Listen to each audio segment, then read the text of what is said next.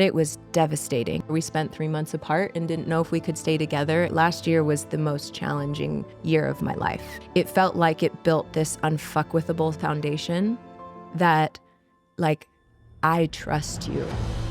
There's always a death portal. There's always a crisis. We're going to unfold here what we are quite certain is the future of relationships. About what is the future of relationships, how can we look at it, how can we analyze the evolution of relationships, where we've been, where we're going. How do we channel this love to a greater whole, to a greater field of where our relationship isn't just about us. Our relationship is a blueprint of something different that could be inspiring to the world. If you're willing to step into that deep devotion, it should naturally start to come back. You literally just had him place his head on my heart. And he actually cried. For me in that moment, it was like everything that I had been holding and kind of, just wanting to feel felt in. It felt like it just released something. Yeah. As soon as I felt, then we were able to find a way forward. It's like insane, the level of fulfillment that I feel on a daily basis. The level of hope I can feel, when it might be really devastating, knowing what's on the other side of it. It just creates a different kind of relationship. I see you. I love you. I trust you. I have faith in you. Mm-hmm.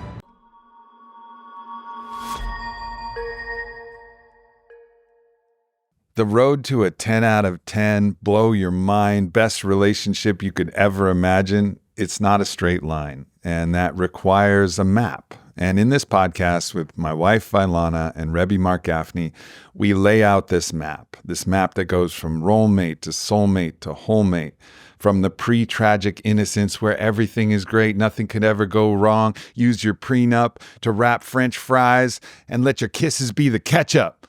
That initial stage of relationships is beautiful, but always then there's the tragic phase, the points of separation, the points where you don't know if it's going to work out. And Vylana and I have experienced that as well. And in this podcast, you'll be able to go deep with us as we share our own struggles and our own challenges, as we've dealt with the serpentine snake of jealousy, and as we've found ourselves in conflict, how we've resolved those conflicts.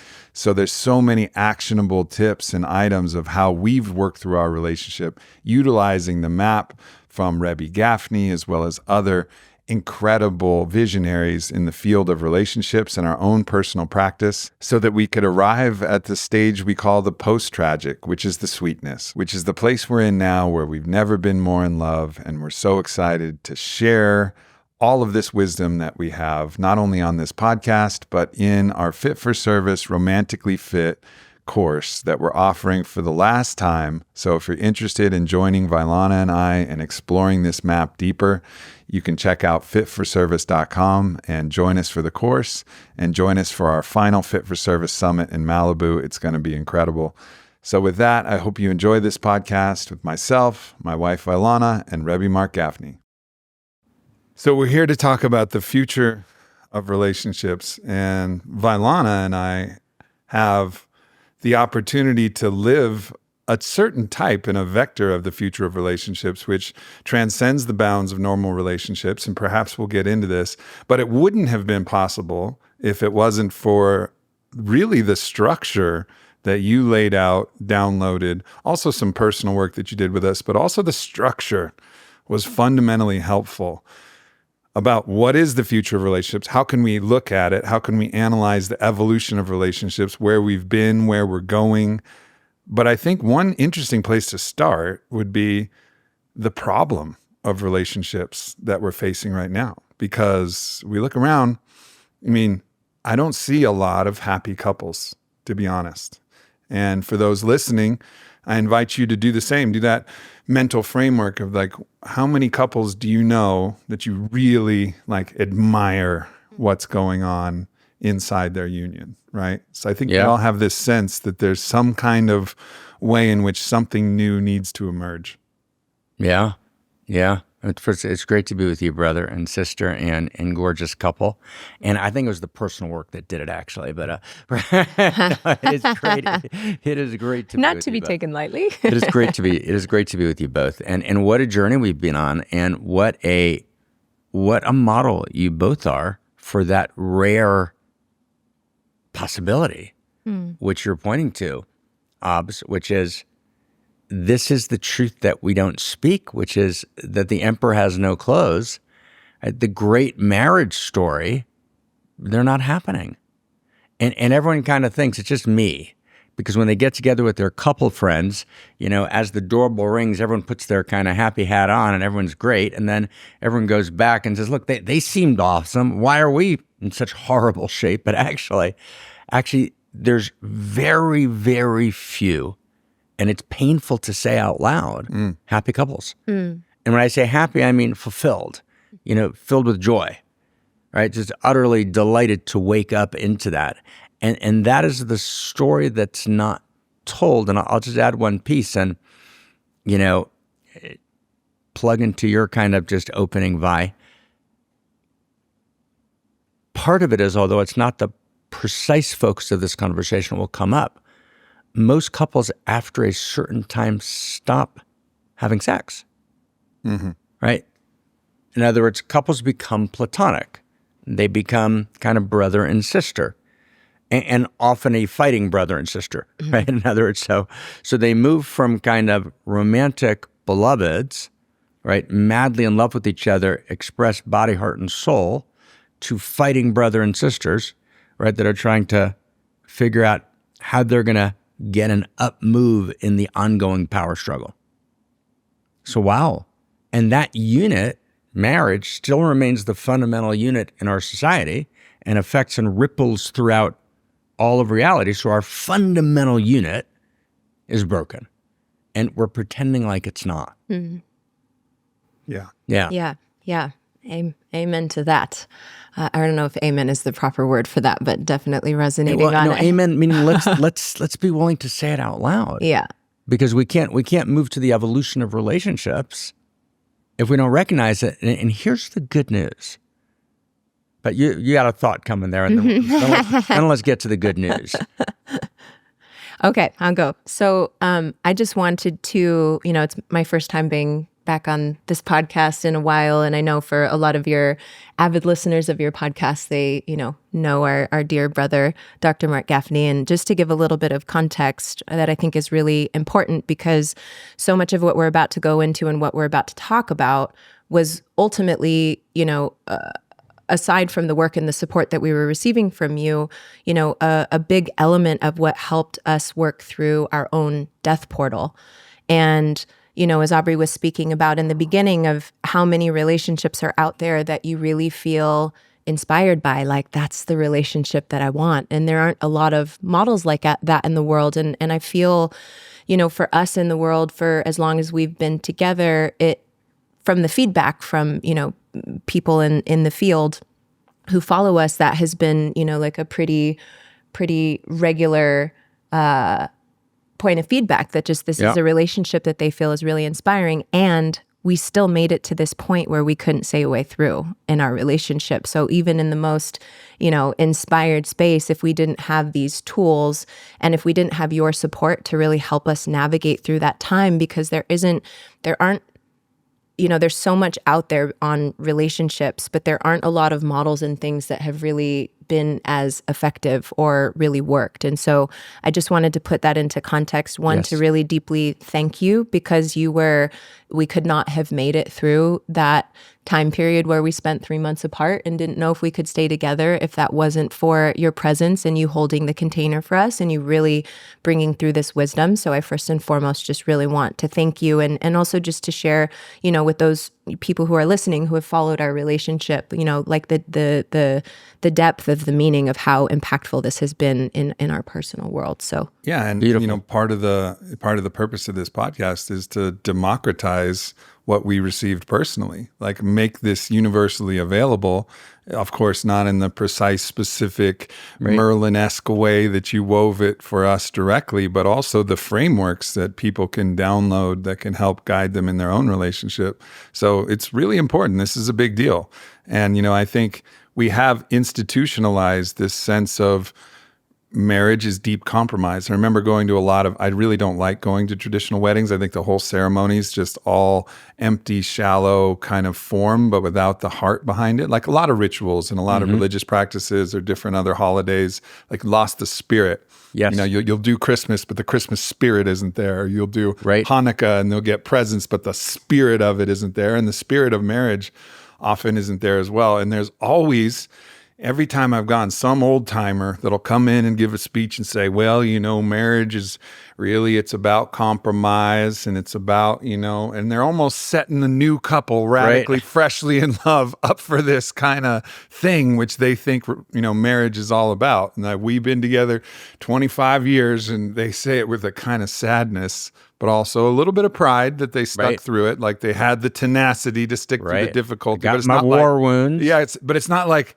oh my God, you guys are getting married. Like, I'm so excited for you. How incredible. You know, there's this interesting, like, dampened, wet blanket fog on people who've kind of been through this process. And I think the opportunity and invitation is just to rip that off and say that you can be radically, freshly live and in love with your partner new every day, perpetually. Like, that's possible. And that's what some of this map and framework is here to help open up the possibility of.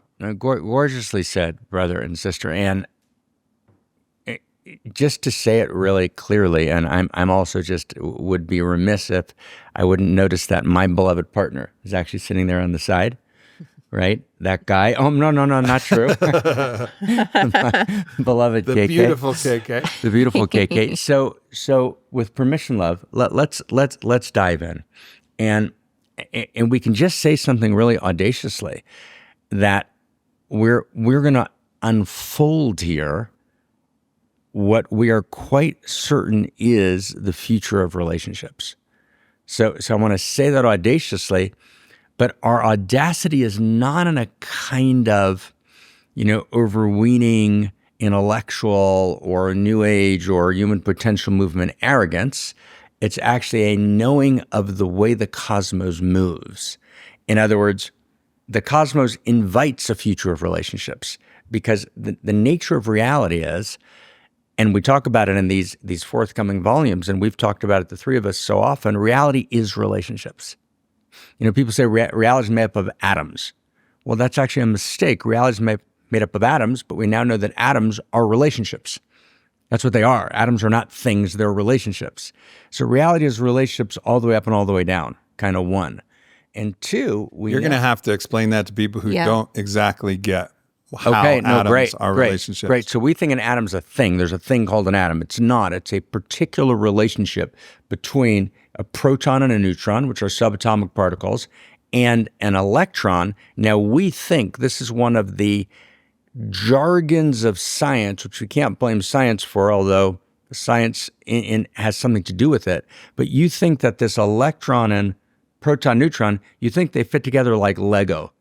So little reality's mechanical, and there's these Lego parts that fit together. That is unscientific. That would be a fundamentalist religious dogma, but that's not true. Science doesn't say that. Science tells us that reality all the way up and all the way down the evolutionary chain is animated by allurement. Sometimes you've heard about attraction, electromagnetic attraction, but attraction's a way of talking about allurement. Gravity, the four forces, the gravitational, the electromagnetic, and the strong and weak nuclear, those four forces that we learn about in high school, those are forces of allurement. And they're actually forces not just of allurement, but of allurement. I'm attracted to, I'm drawn towards, I'm enchanted towards, I'm seduced by, and autonomy, independence. So actually, allurement and autonomy are the animating vectors. They're the plot lines of reality. And just even before we begin, we see something stunning. Love is not allurement. Love is the right balance between allurement and autonomy. We think love is allurement. I'm drawn towards you. No, that's actually not how reality works. Love is the precise, love generates reality, and love is the precise balance, proton, neutron, and electron, madly allured to each other. 380,000 years after the Big Bang, you got subatomic particles, and they're looking for stable relationship. That's quite literally, not metaphorically, the cosmos. That's literally the cosmos. The cosmos for 380,000 years is a wild singles bar with people swiping Tinder, trying to kind of find their way to stable relationships that last about 15 minutes and then boom, gone, until 380,000 years. There's a heating and there's a cooling like there always is. And then there's this moment in which this electron, this proton and neutron, they're allured to each other and they find they begin to have a shared field of value with each other, and they actually find each other and they come together, and all of a sudden you have a new intimacy, which is called an atom. I mean, it's actually shocking, right? And what it does is it begins to become hopeful. And as intimacy, and what's an intimacy? Intimacy means there's shared identity, mutuality of recognition, we recognize each other, mutuality of pathos, we feel each other, mutuality of value, we have shared value, which is how electron, proton, neutron come together, and mutuality of purpose. I'm an atom now. I can do all sorts of new shit, right? We can have direction together. Those qualities of intimacy, which is shared identity in the context of otherness, times mutuality of recognition, mutuality of feeling, we feel each other, mutuality of value, mutuality of purpose. That's all the way down, and I'm so glad you stopped us on this. That's all the way down the evolutionary chain. And here's the crazy thing. This is where, and we're doing science now. That's what's so wild. We're doing like, why are we doing science? We're about to talk about relationships because there's a deep science to relationship, but science not in the sense of dry, desiccated, boring. No, it's the eros of reality. See, here's what we know, that at every stage of reality, intimacy wants to evolve. Intimacy does not want to stand still. It violates the impulse structure of cosmos itself. It's like, So if we think we got this relationship worked out, we're intimate, and we're going to kind of stay here, you won't. Never happens. This desire for this static place of stationary, right. It's one of the big illusions that we all chase. That, right. Oh, I'm going to retire and I'll be happy. I'll get to this point, or I'll get to this stage in the relationship after this next month, after this next. We all presume there's going to be a static point where we hit it and we just stick the landing and we're good there forever. And we think that we found that with relationship, but of course not. It's all a journey. There is only journey. There is only evolution. Evolution is also one of the principles that goes all the way up and down. Evolution is in the very structure of relationship. And maybe I'll throw in one more thing, because you talked about a death portal, Vi. So I'll throw in one more thing. There's always a death portal. There's always a crisis. So reality is governed by, all the way up and all the way down the evolutionary chain, by crisis. So you got these single-celled prokaryotes walking around, and they're choking. They can't breathe on the oxygen, and it's called the oxygen crisis. And that crisis generates this leap forward in intimacy to eukaryotes, multicellular life, in which all of a sudden I can breathe. Sound familiar? Right? And it's literally, so crisis, our crisis is a birth. Crisis is an evolutionary driver. And every crisis is a crisis of intimacy. All the way down and all the way up the evolutionary chain. Whether it's the meta crisis that we're facing today, an existential risk, whether it's a personal crisis between beloveds, whether they're friends or romantic beloveds, all crisis is a crisis of intimacy. And here's the last sentence, and we got a context to start, which is, you can only solve a crisis of relationship or a crisis of intimacy with a new level of intimacy. That's the wild structural fact of cosmos, and it's so beautiful and it's so hopeful. And it's not me in crisis. Wow, I can't get this intimacy thing straight. I'm in crisis. Why is it not working? No, it's working. That's what's supposed to be happening, right? Crisis, right? Reality's relationship. Reality's evolution. 3, reality's the evolution of relationship. 3, 4, there's always a crisis of relationship. And finally, a crisis of relationship is a crisis of intimacy. And 5, the crisis of relationship and the crisis of intimacy can only be solved by a new level of relationship and a new level of intimacy. Otherwise, you get stuck in the circular pattern of crisis over crisis, of constant fighting and constant resentments that go nowhere. So without evolution and without a new intimacy, that's when resentment starts to become the monster that eats love, that's when things start to really fall Oh my apart God. because there's no new evolution of intimacy that you can evolve into. You're just Right. in separation, each person trying to be right about their story without having that bridge of connection into a new intimacy. So you're just, it's like yeah. Yeah, yeah. I mean, maybe even before we get to this new model that we want to unfold, maybe even kind of step one, maybe let's talk and look at it together, even in your relationship. Let's talk the beginning of the beginning, which is, we've talked about a lot together, the 3 stations of relationship.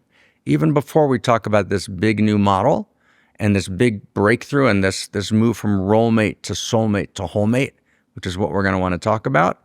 But let's take that off the table for a second and just talk for a second what we call the 3 stations of relationship, which I'm just going to name for a second, then I'll throw them to you to we'll just talk about.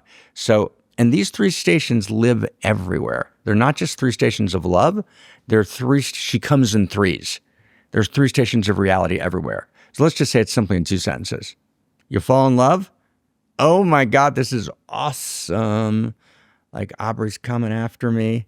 And he's like, right. It's like, oh my God, right. That first dance, right? Which I'll leave that story to you, but right. Like we're falling in love, right? And it's like, and we fall in love and it's like, you say to your partner, hey, what movie do you want to see? And she says, or he says, it doesn't matter as long as we're together. Right. It's like, oh my God. Right. It's like we're falling in love. I remember I was 24. I was 24 once. It was maybe 2-3 years ago. And, and KK, I've told you this story, and I was going out with a woman named X, and you shouldn't never say names ever again. It's not just X is good. Right. Mm-hmm. And we were in Manhattan and our car was towed on like 42nd Street. And we had to walk up to 11th Avenue, and she was going back to wherever she was going back, and I was going back home. And we were ecstatic that the car was towed because we had an extra 25 minutes we got to walk to pick up the car, right? It was like, it didn't even faze us the car was towed. We were falling in love. So that's falling in love. And then inevitably, in the structure of reality, it's not that we fall out of love. No, we're still loving, but we don't feel that sense of in-loveness by itself. Something else steps in. It begins to wane a little bit, and then there's this power struggle. The power struggle begins. Hey, do you want to see a movie? Why would you think I want to see a movie? The fact that you're asking me to see a movie just shows you don't really respect me in a kind of fundamental way, which I've been thinking about for these 6 reasons. And then you realize that your partner, whichever one, wife, is a lawyer, and they've been collecting evidence all week of where you fucked up. And you're like, oh my God, I thought I was living with my partner. I'm living with a fucking lawyer. Like, damn. Oh my God. Why would I want to do anything with you? Why would I want to do anything with you, let alone see a movie? You motherfucker. And I never did like your mother. Right? And there's like, oh my God, right? And you're in this insane power struggle, right? And that's station 2. And then one of 2 things happen. For almost everyone, either they leave, there's a lot of leaving, there's a lot of unchoosing happening in the world, 50 to 60 to 70%, depending on where you're counting. You leave, so you go from 2 and you step back to 1. You look for another station 1 relationship. That didn't work. Let me get out of this. You look for a station 1.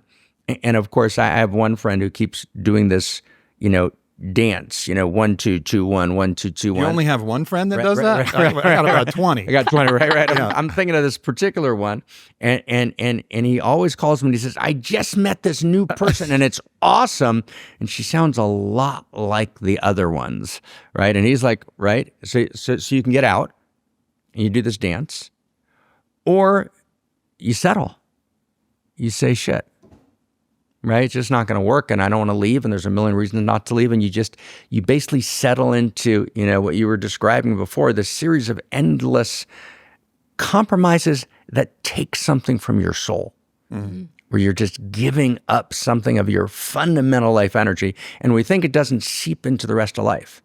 It does. Yeah. It seeps into every other part of life, and I basically become deader and deader and deader and it affects and impacts every dimension of my life. And I try and cover it up. Or here's the other option. Or you violate the rules and you go outside of the covenant of your relationship, find a level 1 relationship outside of that so that you feel alive again.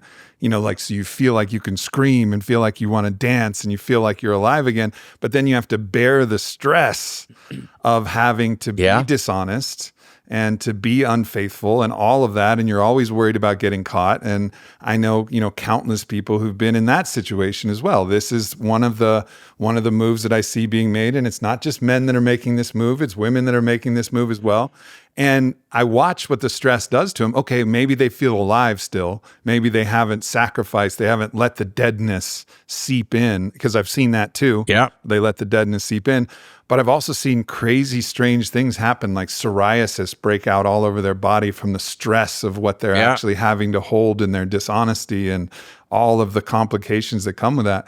So a lot of people, they just say, well, there's no other option. I either have to choose deadness or I have to choose dishonesty. I can't be dead, so I'll choose dishonesty. And that's the workaround that so many people are doing, even if they don't leave. Yeah, no, absolutely. Right. And you and I, we talked about this once, and we were talking about just kind of meta-theoretically. When a person has an affair, the betrayal, the reason they're having the affair, because they feel they would be betraying their own aliveness if they didn't. It's not because they have horns and they're a devil. And as Aubrey says, the myth that kind of men are having affairs and women are being faithful is obviously not true. Who are the men having affairs with, right? And number one, let's just kind of like note that, right? There's somebody's around, right? It's like, oh, these are men are having affairs by themselves. That's called masturbation, okay? Right? So we just should note that minor point here, like, hello, right? But the actual rate of women having affairs is skyrocketed. And both men and women are having affairs, often not even because they don't love their partner, right? And as people think it's this radical contradiction, no, often people love their partner and feel so dead, right, that this desperation to feel alive, which is a holy desperation, steps in. And the problem is, not only does it not work in terms of honesty, which is a big deal, but it doesn't work in terms of aliveness, right? That ultimately the whole system goes dead because the system can't live when there's a fundamental breakdown. Yeah, the foundation is totally broken. The foundation's broken. So it can't work. So that can't be a possibility. That can't be and our colleague Esther Perel, Esther and I talked about this over dinner once, but she wrote a book kind of trying to hold the complexity of affairs and to take them out of their demonized state and blessings on that. And blessings on that, right? For sure. With full humanness and full compassion. But what we're here to say is that there's a better way. There's a better way. There's a way that's more whole and that's more potent and that's more powerful. What you got? I can't help myself, but I wanted to channel this state of traditional monogamy. And it wasn't a point where I was channeling actually some personal feeling, because I've always been unconventional in my way that I've tried to solve this. Anybody who's followed my podcast for a long time knows about my 7-year journey into polyamory. And, we'll talk about actually how we're not in that same journey anymore. We're in a new type of journey, but I've always looked for actually honest ways to actually be unconventional to solve this problem of deadness, aliveness, and the challenges that come in. But I wrote a poem that was channeling like really and I say channeling loosely. I'm not like Paul Selig, who's in the house actually right now and channeling clear, but I wanted to try to tap into this kind of what was the essence of traditional monogamy as it is. So it's called Meditations on Monogamy. It's part of my new book, Love to the Seventh Power. And it's a poem in here. So I thought I'd just read it because it appeared to me. Monogamy, the same body. No matter how nice the body, it's the same somebody. I want novelty, not monotony. Anybody to make me feel alive again, on fire again, alive again. I want somebody to fuck me, to sweat me into their pores, to scream my name on all fours. I want somebody who makes me want to cry when we're together, die when we're apart. I want to lose track of time when we kiss. I want to feel once more what it was like before the Technicolor unicorn faded to black and white, before romance became a menial chore, before equestrian became pedestrian. I guess they never told us what happens after happily ever after. Yeah. Right? Ja. And here is the good news that Vi speaks to, that Ob that you speak to. It's actually fully possible. Mm-hmm. That actually there's a door. Yep. And there's a door. And that actually is findable, and that grail is available. And we're calling that the move from roommate to soulmate to wholemate, meaning when I get to, and we're going to talk about what that means, but for now, I get to station 2, and instead of looking at new breasts and at a new belly and at new biceps, right, I actually look with fresh eyes. Mm-hmm. I have an entirely new way of looking. And in that new way of looking, right, completely revisions my entire experience of relationship. And station 1, that ecstasy, it's kind of ecstasy, pain, and then this transcendence, this wild, beautiful, ecstatic, erotic transcendence that actually is so deep, right? It's so subtle. It's so profound that actually, when I look back at the station 1 version of it, mm-hmm. I would never want to go back there. Mm-hmm. It was great. It was awesome and opened the door. It was a gift from above, right? And then we went through the pain, and now there's this possibility that's so deep and so powerful that my partner's my lover, my best friend, and is actually looking at the world with me together. Mm-hmm. And maybe in a word, and then just to kind of throw it on the table tenderly, and then Violet, just turn to you and feel where you are, in this moment. Roommate. Let's just say it together, and let's just do it together, right? So we know. So roommate means, Let's. I just want to pause here. Let's go into. I want to go into that. I would love for Vi to just talk about, because this third Perfect stage, pause, yeah. Sweetness. Mm-hmm. The sweetness, the post-tragic sweetness. Another way to look at this is pre-tragic, tragic, post-tragic. Yeah, and we'll go deep. We'll go deep. A whole other model that we can apply to that. But in the sweetness, so the first is submission. I mean, I bought Vi her wedding ring before we actually even had sex. I was like so all in at that point. I was already shopping before we even started sexing. I was like, I'm so all in. Like, this is going to be ready for the moment that she's ready, in the very first moment. And at the very first chance that if we could find Elvis still working in the pandemic, thanks to Elvis that he's still, stuck around and worked in the pandemic, we got married. This full submission into the ecstasy of that moment. And then we had our tragic phase, and then we're in the sweetness phase now. And I'd love for Vi to just express what this sweetness phase really feels like. Mm. Yeah.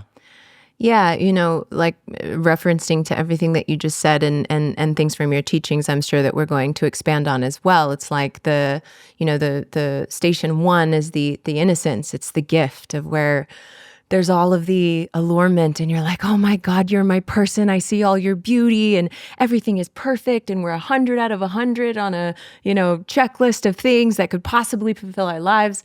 And then moving to the tragic, it's like we both have had histories of pain and suffering and woundedness in relationships. And there are shadows that get born from, the tiny places that, we haven't fully integrated within ourselves. And relationship is the perfect mirror for those things to arise.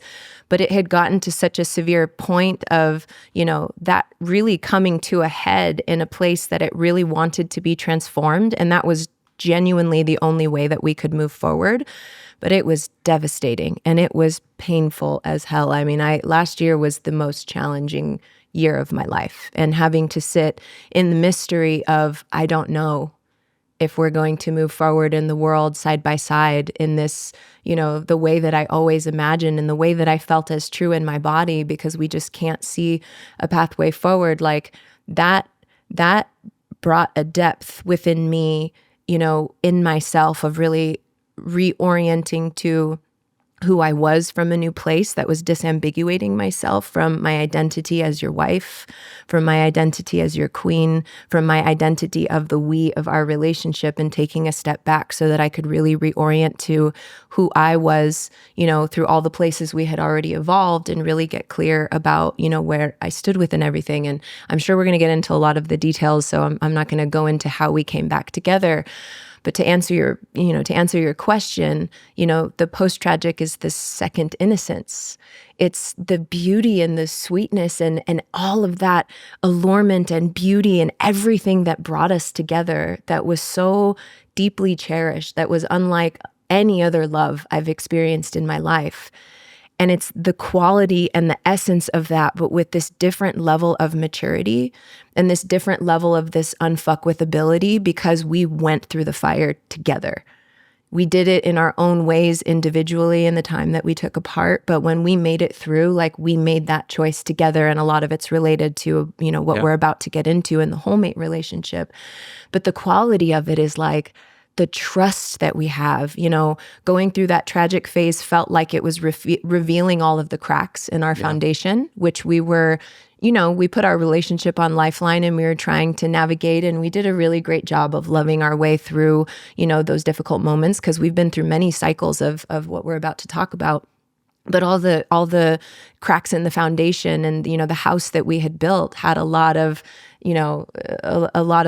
a lot of issues and things that were not sustainable in the way that we were relating, in the way that we were communicating, in the ways that we weren't able to bridge the intimacy of seeing through each other's eyes, and a lot more things that I know we're going to talk about. But it felt like it built this unfuckwithable foundation that, I trust you.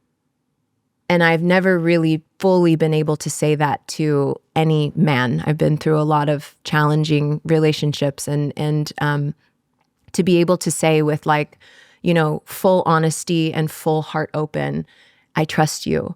I can see through your eyes from a totally different perspective, where it's not just about my myopic experience of what's happening for me, but really trying to also feel you and see you.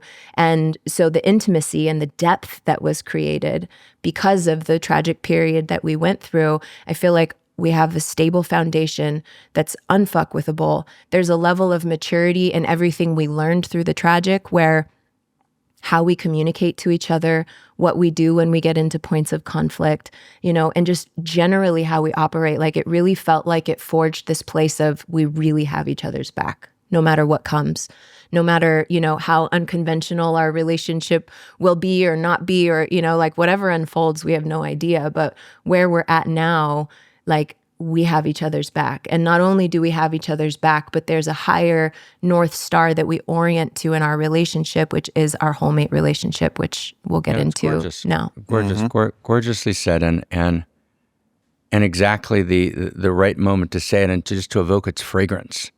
Yeah. And so, before we even go into roommate, soulmate, homemate, you both threw on the table some cards.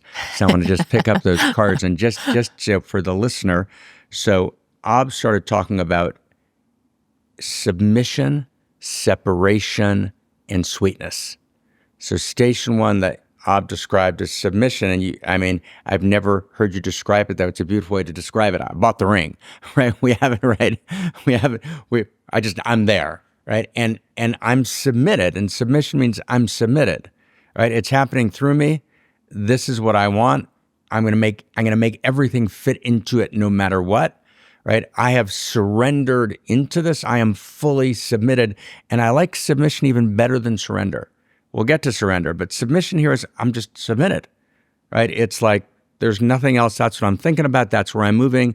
I've got complete clarity. Mm-hmm. I've got complete clarity. That's going to be really important. It was funny because, obviously at that point, I was on the precipice of selling on it. So I had a lot of advisors being like, all right, you got to get your prenup done. And I'm like, prenup? Use this fucking prenup to wrap my French fries. I'm going to use the kisses as the ketchup. Get the fuck out of here. Right. And then we hit our tragic, and I'm like, damn, Prenup. Right. A prenup would have been a good idea. Like, hey, remember, you didn't get a prenup. Right, exactly. Now, did he get right? Oh my God, right? And so the crazy thing is that you realize is that station 2 separation is actually doesn't need to be, I've left the relationship, because what I begin to realize in this model, but it's not a model, it's not a map, it's the territory described, it's real, is that separation's part of the stations of love. So we're separating, doesn't mean we've left the relationship. We're in the relationship. So it's not separation in the classical sense we've separated, but there's something in us that's closed, right? Even though we're together and we're sleeping in the same bed, we're even making love, we're still in some quality of separation, right? And we're like, can this work? And there's a power struggle and there's a breakdown, and that's separation. And then if I make it through, if I don't do the 1-2 dance, if I don't do the affair dance, if I don't submit to deadness, let me take the word submit, if I don't basically compromise, I can get lost in the deadening compromise, the quicksand of never-ending compromise. It's not that compromise is not important, but compromise feels and is experienced and is practiced completely different at level 3, at station 3, than it is at station 2.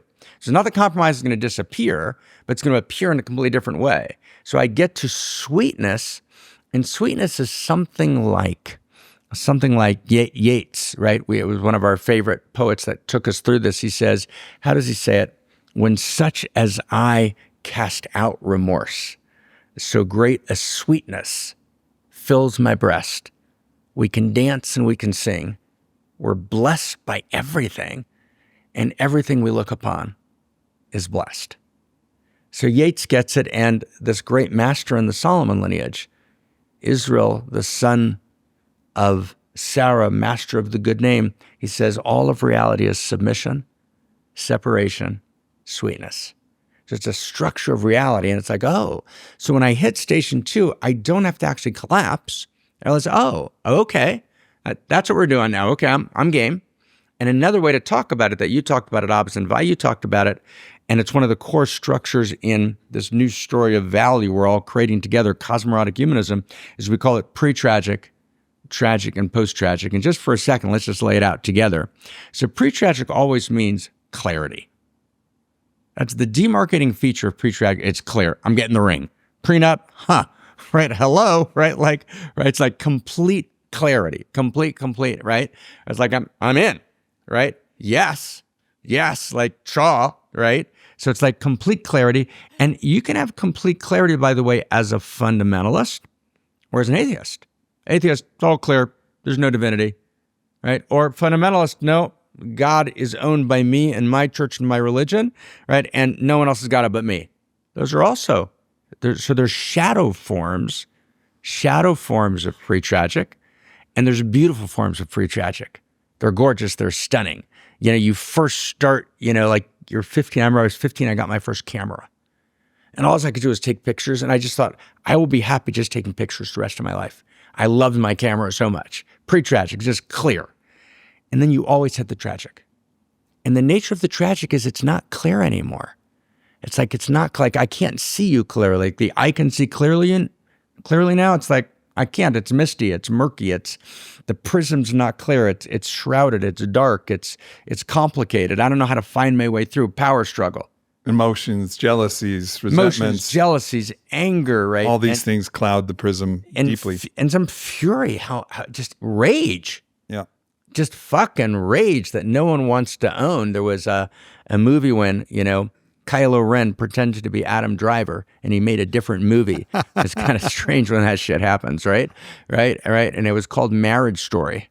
And there's this moment in Marriage Story, they have this 4.5-minute argument, and they just kill each other.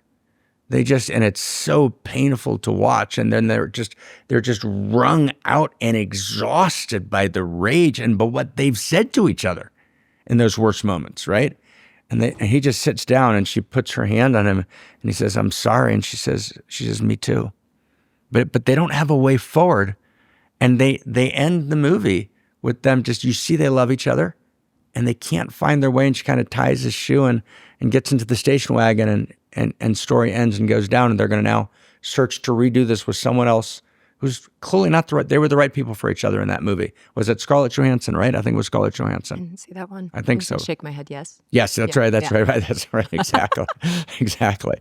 We have just for the listeners, we have an agreement when we study that if I mention a book or a movie and we don't know, we lie. It's just better for the flow of things. Right. Totally. And then you get to the post-tragic. And the post-tragic is that's that poem by Yeats. And the post-tragic is, it's not that there's no struggle. It's not that everything's sweetness and light, but we're so in, and the love is so deep, and it's so real, and it's more real than anything else is, and it's the living, animating truth of my life, and from that, we've got each other's back, Vi, you said, and we're in, and the depth, the deepest quality of it is trust. Is trust. Is trust. Which is super interesting because, for a lot of people getting to the tragic phase, there's like some sense of trust and safety that's broken, right? So it can be hard to see a way through, like, how can I possibly trust this again when it went to this, beautiful expression of being so in love and, just that beautiful, innocence that you experience, and then getting to the tragic. It's like, I think because we don't have a lot of models and we're imprinted in a lot of ways. And again, we don't see a lot of models that are inspiring or that are showing a different kind of way. It's so easy to get stuck in that place. Yeah. And the separation can get greater and greater and greater and greater and greater. But for us, with a lot of these other, principles, if you will, that we'll talk, or the map that we'll talk about, we were able to create a sense of trust unlike either of us have ever in relationship. Yeah. Because we stayed in, we were really devoted to, doing the work, to staying open, to being curious, also while simultaneously surrendering to the mystery that, anything is possible, but how do I want to show up?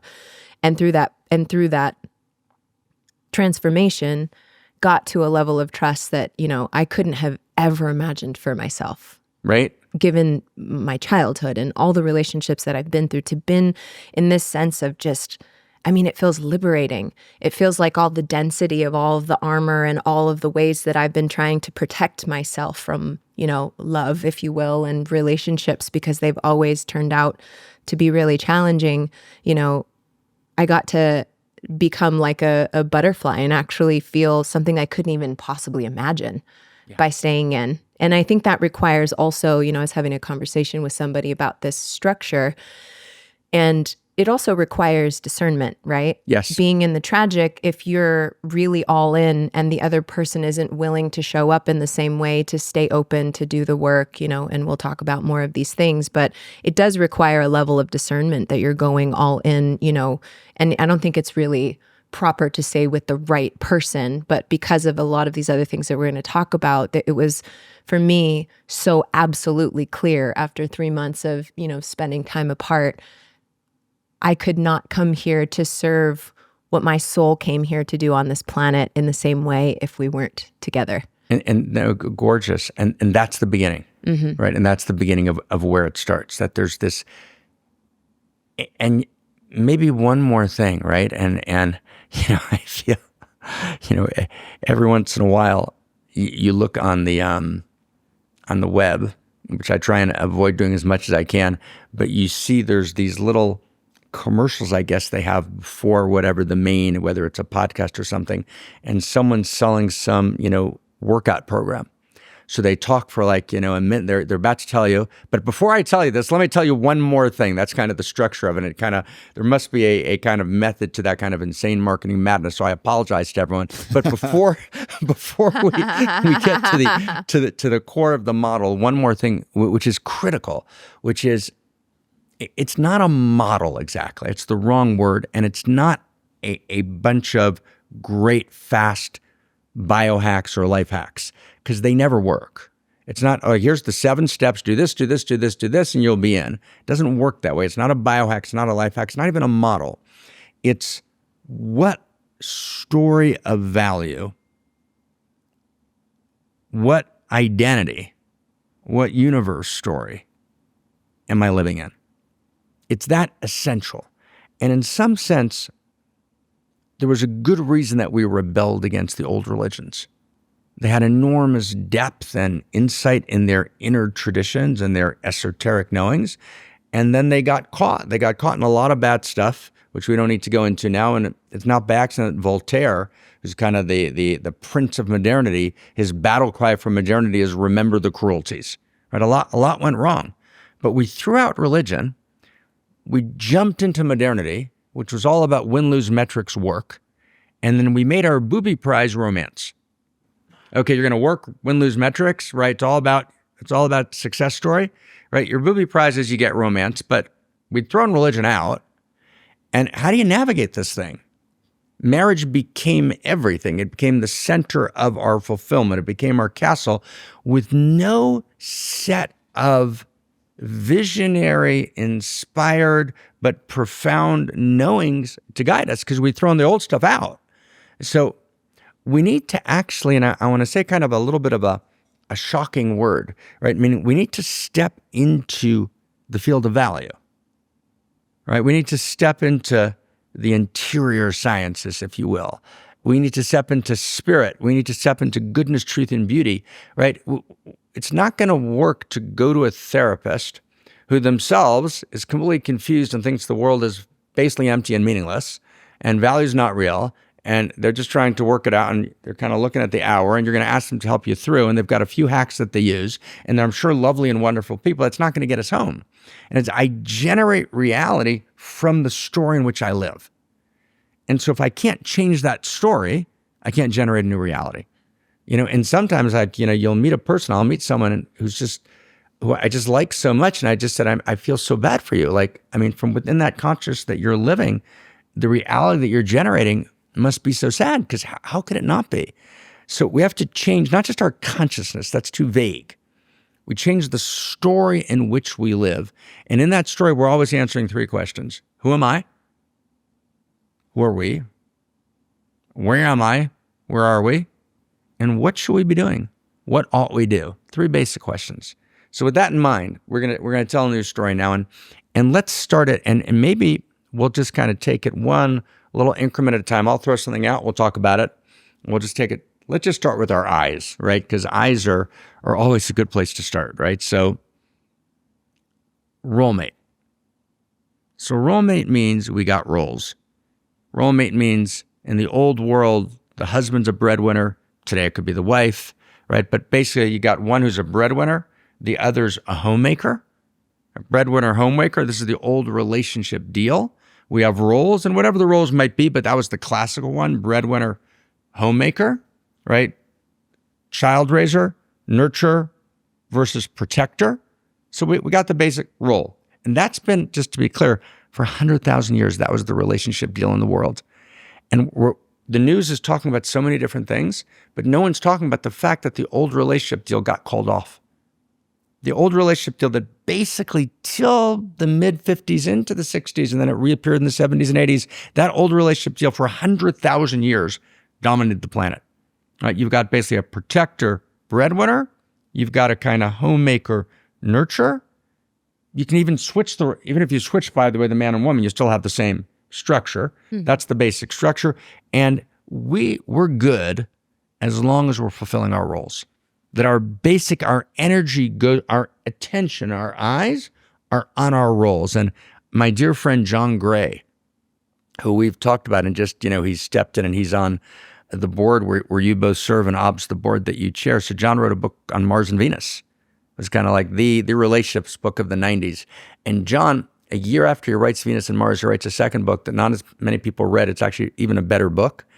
And John, by the way, I happen to think that John did whatever you think about Venus and Mars, John had an enormous amount of insight and helped like this insane amount of people and did a great job. There's a moment to go beyond Venus and Mars. And so I pushed John very, very hard to write a book called Beyond Venus and Mars, which he did. That's different. That's what we're going to talk about. We're going to talk about beyond Venus and Mars, beyond the old model. There's a new model. But John tells this story about his father. And his father's having affairs all over the country.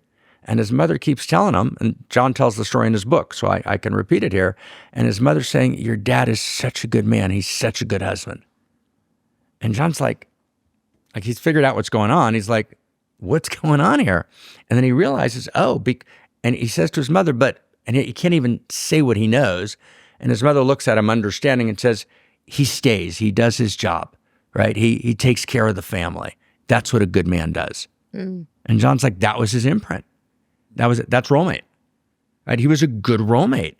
And anyone who leaves a relationship because of communication issues at the roommate level should be committed to an insane asylum, right? Why would you expect communication? That's the old man the old codger at the wedding.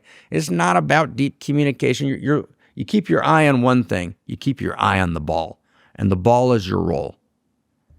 And then at a certain point, that just didn't work anymore. Mm-hmm. We wanted more. And this notion of being madly in love, this soulmate notion, which always existed on the peripheries of culture. Rachel and Jacob back in the Bible, they had a soulmate relationship, the rare one in the Bible. But we also had Heloise, right, kind of in the medieval period, and the knights. And, but those soulmate relationships were almost always illicit. They were almost always boundary violating, but they existed. There were poems of the great loves, but there was no possibility to fulfill them. And then along comes the Industrial Revolution. Well, there was also often an obstacle, like Tristan and Isolde. Romeo and Juliet. There's an obstacle. And so the obstacle keeps the passion alive, so you can extend this first station indefinitely with the obstacle in place that allows you to maintain this kind of voracious hunger for each other because there's this obstacle. So there's this vision, but it can't be fulfilled. Right. For one reason or other. And Romeo and Juliet doesn't end well, right? And it's like, right. So there's this roommate, there's this vision of soulmate that's in culture. It's a possibility, but doesn't end well. Even in the Bible, Rachel dies before she gets to the promised land, right? She's this tragic figure. She's described by Jeremiah. Then we get to the Industrial Revolution and people say, right, I want love. But it's still function, roommate still dominates. And then it's kind of, it's 1963. And we're in New York, and it's Broadway time, and I apologize for this, y'all, but it's Fiddler on the Roof, right? And, and it's this, and there's this great song where Tevye and Goldie are looking at each other, and they have a child. What's her name? Chakal, I think was her name. And she's in love with this young man who has no money and has no possibility and doesn't look like he can fulfill his roles. And Tevye comes in and says to Goldie, she asked me if she could marry him, and I gave my blessing. She says, what do you mean you gave your blessing? He's got no potential. He's got no promise. He's got no future. He says, but they like each other. They're fond of each other. I think they love each other. And she says, love, what's that, right? What's that have to do with anything? And then he looks at her and he says, do you love me? And she looks at him and she says, like, what are you talking about? For 25 years, I've washed your clothes. I've darned your clothes, right? Right. And she goes through the whole list in this great song. I've done everything for you. Like, do you love me? Why? What are you asking? And he says, I know for 25 years you washed my clothes. He goes through the whole list. But do you love me? And they go back and forth and back and forth. It's this stunning, stunning song. And she says, yes, I suppose I do. It doesn't matter, but it's nice to know. Right? And soulmate comes into culture, right? It's this, right? We want to be in love. And then we get to 1970 Love Story, right? And soulmate, and we'll talk about maybe some of the movies later, but Love Story is about this preppy Oliver Barrett with, Jenny, who's this poor Italian girl, and they don't quite fit in terms of roles. Right? They're not sure they want to have kids, not have kids. They don't really have roles together, but they just madly love each other. And there's this insane love story. And it's 1970 and Love Story, which is soulmate, blasts across the screens of the entire world. And soulmate becomes central. And for 20 years, people struggle with it. And then there's a bunch of new books written in the 90s. You remember there was Love Languages? Mm-hmm. Language about communication. Mm-hmm. My dear friend Harville Hendricks wrote a book called Getting the Love You Want. Methods of communication, it's all communication. And John wrote kind of basically communication methods between Mars and Venus. It's about how you can communicate. It's all about communication.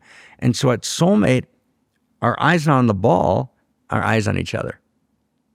The whole thing is, can we look deeply in each other's eyes? soulmate. And then, oh my God, this crazy, crazy thing happens that no one will say out loud. And please don't say that I said it, okay? So just like you get in big trouble for this kind of shit. But the goal of Rollmate, the context for relating is raise the kids, family, survival. That's the context for relating. That's the need. I need to survive to succeed. The context for relating for soulmate is personal fulfillment. Right? It's like, wow, that's a different, right? It's deep personal fulfillment. Now here's the unsayable, the unspeakable.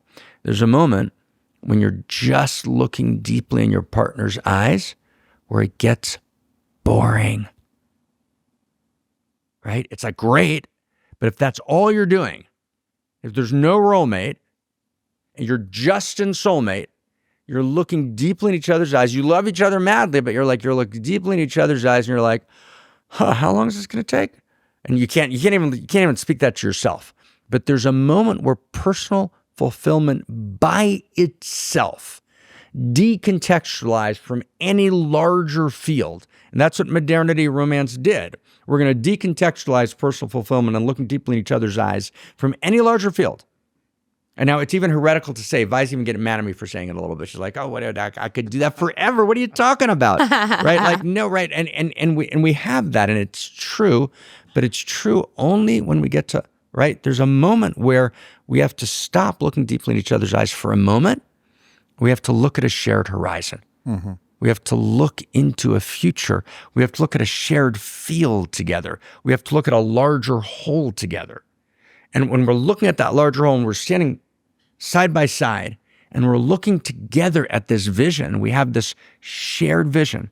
We have a shared field of value, right? And that shared field of value, that shared vision, that shared possibility, that shared hope, that shared dream, then we turn back to each other and we look deeply in each other's eyes and we're blown out of our minds and hearts in a way that we never could have been before. Mm-hmm. So it's this move, and our context for relating. So our context for relating in soulmate, personal fulfillment. Our context for relating in wholemate is this larger field. We're in service to something bigger. Mm-hmm. And it might not be roommate. It might not be the two kids. See, roommate, it was my personal family, my personal success. Right? In wholemate, it's no, there's a bigger vision, there's a bigger possibility, there's a bigger transformation. We're in service to something, and it might be to our own transformation. But even if it's to our own transformation, it's our transformation is the transformation of the whole. Mm-hmm. We're no longer alienated from the whole. We have a shared vision, we have shared value, we begin to have shared purpose above and beyond our own narrow circle. So we have mission. We have mission. It's like, Mm-hmm. So there's a lot to say. We're just barely starting. But it's on there. Roommate, soulmate, wholemate. Now here's the crazy thing. We just say the last thing just for people worrying. You never leave soulmate behind. You bracket it.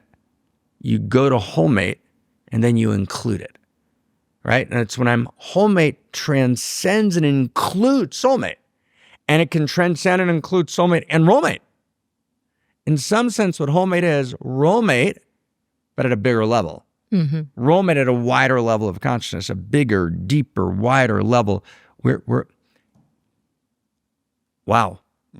We got it on the table. So we're just, And there's ways to actually evolve and optimize each of these different levels and find different clarities, and in this soulmate model that you said where things get boring, I think one of the reasons that things can get boring in that model is because people aren't transforming. So you've run out of the depth structure that you've been exploring. You've looked to the bottom of the pool, but the pool isn't expanding. It's the same fish tank and with the same things. And how long can you look at the same fish tank that doesn't change?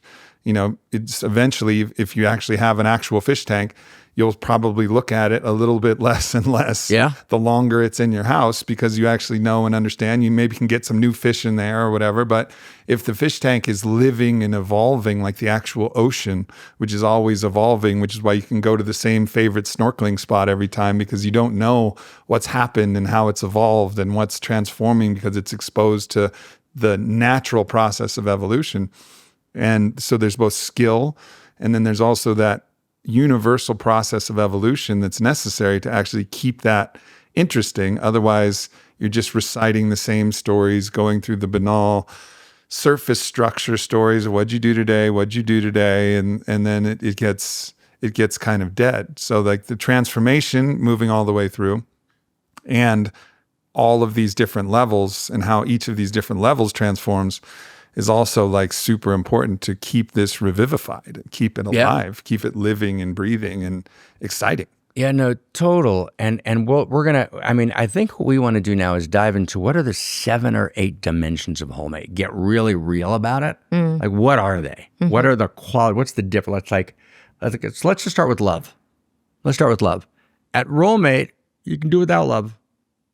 Lots of people do Rolemate without love. You can have love that deepens because you're in these rolled tasks together, but love's not. That's the John Gray story that he's telling about, right?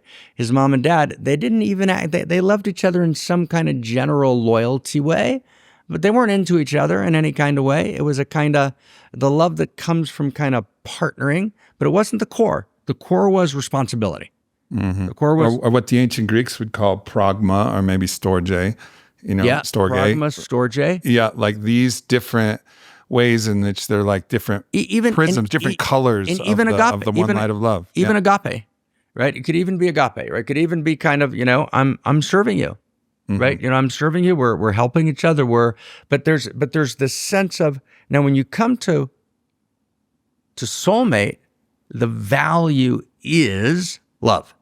Love's the value. It's all about love. But it's ordinary love. It's love as it lives between the two of us, right? It's a cold world out there. It's a cold, barren, sterile world out there, but we're here together and we're loving each other. We've got this thing called love between us, and that's going to protect us from all that crazy stuff out there. So that love is very much a human creation. That's the love that's a social construction. That's the love that's human sentiment. It's very beautiful. Poems are written about it, right? Of a certain kind, right? But it's limited. And then you realize that limited love, it just can't get you home. It's going to break down. It can't hold the pressure of that scene in Marriage Story. It can't hold the pressure of the power struggle. It can't hold the competing agendas. It can't hold the ultimate alienation that always lives between two people that can never be fully attuned to each other if they are two separate selves trying to traverse this emptiness, and they can compromise and compromise and compromise. But love can't, in the end, that kind of hallmarky love, in the end, it doesn't last. It breaks down. So to get to station 3, I have to actually realize something about love. And that's the beginning of the shift. I realized love's not ordinary love. It's just not true. Love is not merely human sentiment. And you've written about it beautifully, Ab, and Vi, you've spoken about it. Love's not merely human sentiment. Love is the heart of existence itself. It's not ordinary love, it's outrageous love. And by outrageous love, we mean the love that's the heart of existence itself. It's the love that moves the sun and other stars. Right? It's the love that makes the world go round, quite literally. That's what we talked about. It's the eros that brings the proton and the neutron together with the electron and create an atom, and it makes the atoms become molecules, and molecules macromolecules. And it's the green tree that shoots out is quite literally photosynthesis, is this dazzling set of allurements. That this allurement that drives cosmos and this autonomy that drives cosmos, both of them live in me in right, precise, gorgeous, stunning elixir. And I realize, oh my God, that eros that's moving through me is not craziness.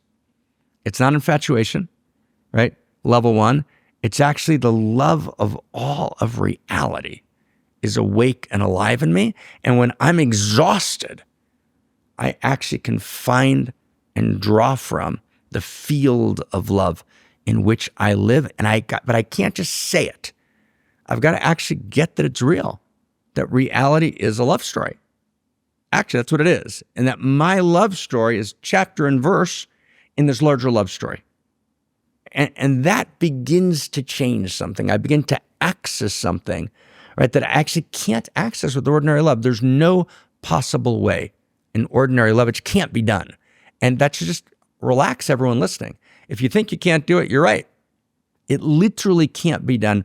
Ordinary love is insufficient to sustain a couple in kind of a live, radical, gorgeous eros and goodness and truth and beauty throughout a marriage. Cannot be done. Can't be done. And that's why people make arrangements. Everyone makes their own kind of arrangement to kind of avoid that truth. But the breakthrough begins to happen when I actually have this realization, right, literally alive in me, that actually reality is allurement. Reality is a love story. Quite literally, ontologically, scientifically, right? In every possible way, it's love that drives the whole thing, right? Everything. And that's what's living in me. That's what's alive in me. So then all of a sudden, something begins to change. Let's just start there. Let's just start there. How did that realization move in you, and how did that begin to play in you? Yeah, well, it feels really related to moving into this idea of being in a whole mate relationship, Yes. because it was less myopic around the love I need to get or my own personal needs, or, just this, sort of isolated form of how I want to experience love, and then expanded it into our relationship, which is sourcing a whole new quality of love. And in that moment, just referencing back to what I had shared before, in the moment that we were in the tragic, in our separation, the thing that actually helped me to make it through that time was knowing that our relationship and our sharing out at a shared horizon, which is, not just the love that moves between us, but it's the love that's moving through us from cosmos into how do we channel this love to a greater whole, to a greater field of where our relationship isn't just about us. Our relationship is a blueprint of something different that could be inspiring to the world, and the way that we are orienting our time and everything that we do in life is this North Star of being in this whole mate relationship. So it's no longer, it almost shifts the focus of feeling like, it's all about the personal. It is about the personal. And there's also something that transcends the personal, and the orientation to feeling that love, generated, in this very stable, with, a beautiful foundation relationship between the two of us, that we're cycling love, here in our soulmate relationship. But all of that love, all of that inspiration, all of that beauty gets to channel out into the world and all of the things that we create in making podcasts like this, in showing people a different way through, a different possibility. And not to say that anyone needs to do the things that we're doing. We're not sitting here having this conversation for that reason, but it's, can you feel this in your body? Does this feel, can you see in the way that we look at each other and the things that we, talk about and what we post online and the things that we create? Like, can you actually feel in your body how this is something different, and connecting to that wider field, which I also, and another aspect that I would love for you to speak to, because I've read it as part of our pleasure dharma, but another thing that really helped me orient my own center throughout that time that we spent apart, I've always really felt that part of my, even before we were together, part of my greatest purpose on this planet will be to be a mother. And because of the way that I have transformed within myself, because of the way I could steward another life, that really just has felt like something that I have been in this great allurement to, that has felt part of, something that I've always felt I was meant to do, so then in this relationship, that was always, the image of like a big reason why, we came together. Because if you imagine half of this man that I'm so madly in love with, and half of me knowing the work that I have done to become the woman that I am today, and having a being that's the best of him and the best of me, but better than either of us could ever be, like what greater gift could we give to the world, So in some ways, it felt like there's some orientation to, to whole mate in that sense, because it feels like it's with this intention of being not only for our personal evolution of how we love, but also something that could serve the world in a great way without any expectation. Our kids could just be like, you guys suck. See you later. Who knows what's going to happen? Everyone's fallible and we're going to be imperfect. And who knows what that storyline is going to be until we get there. But part of my orientation during our time apart in my prayer was, if it's in the highest alignment for both of our souls and what we came here to do on this planet, to be parents to the children that I can feel in my heart want to come through us, clear that pathway forward. And it wasn't the ultimate goal, which is the thing that I really would love for you to speak about, because I think it's really nuanced. And I think that, what I'm sharing is a beautiful thing. But in, some of the teachings that you have, if all of your love, eros, and purpose is just solely, to be a parent, which is a beautiful thing. It's definitely not saying not to do that. And it's a beautiful thing for that to be so much of the purpose of your life. But one thing that you've shared without reaching this whole-mate level of relationship where you're staring out at a shared horizon, what are the values that you're teaching your children? Like, that's the really important aspect. And so there's this, very, I don't want to say fixated, but not an expanded enough sense of sort of the why for having children. If that's what you feel called to in the world. And for me personally, again, to your question of like, how does it feel like, this eros and love is channeling through my being? That's a big aspect for me. But I also can see where that view, as well as only being in roommate or only being in soulmate, that view can get a little myopic. And I'd love for you to speak to that more, because I think there's a lot of people who ask us if we want to be parents, and a lot of people who are on that journey that we can't speak to that journey because we're not there yet. And I think that your perspective around it was really beautiful and really helpful. And beautiful. I mean, everything you said was beautiful. And I'm excited to hear just how outrageous love moves through obs, and just being to feel that, but just a word on children. A child can be an idolatry. Idolatry comes in many forms. And a child can be the function that I do automatically as roommate to ensure my personal survival. So the context for relating for roommate is survival. So the child's context becomes survival. Then when I hit soulmate, so I'm going to have a child because we love each other so much, we want to produce a child together, which is beautiful. But then what do I want that child to be? I want that child to just see us loving each other, or do I want that child to see us looking at the world and in service to a larger whole? Right? And love itself is a gorgeous value, personal fulfillment. We live to love. But what we can do is we can close our love in our inner circle and make our child part of that inner circle. And now we got all three of us, or now we got all four of us in our little nuclear family, which always explodes, because the nature of love is to serve. The nature of love is to deepen. The nature of love is to evolve, is to embrace, right? And if we're at a moment of metacrisis, which means we want to be in a relationship to the whole, but we actually ignore the whole, and we go back into our own nuclear family, which is its own form of egocentricity. Or we used to have an ethnocentric nation, so now we have egocentric and ethnocentric now come together in a family. It's my nation is my family. I'm for my family. Anyone's for my family, I'm with them. Anyone's against my family, I'm against them. Now, on the one hand, that's true and beautiful and limited.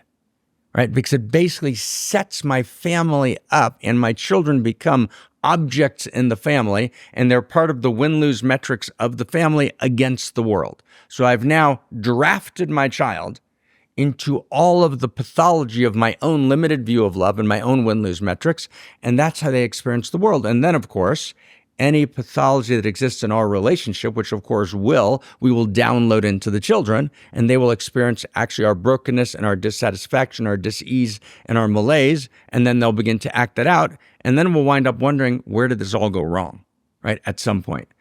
Or actually, I have my child and I say, oh my God, the way you said so beautifully, I'm offering my child into the field of value.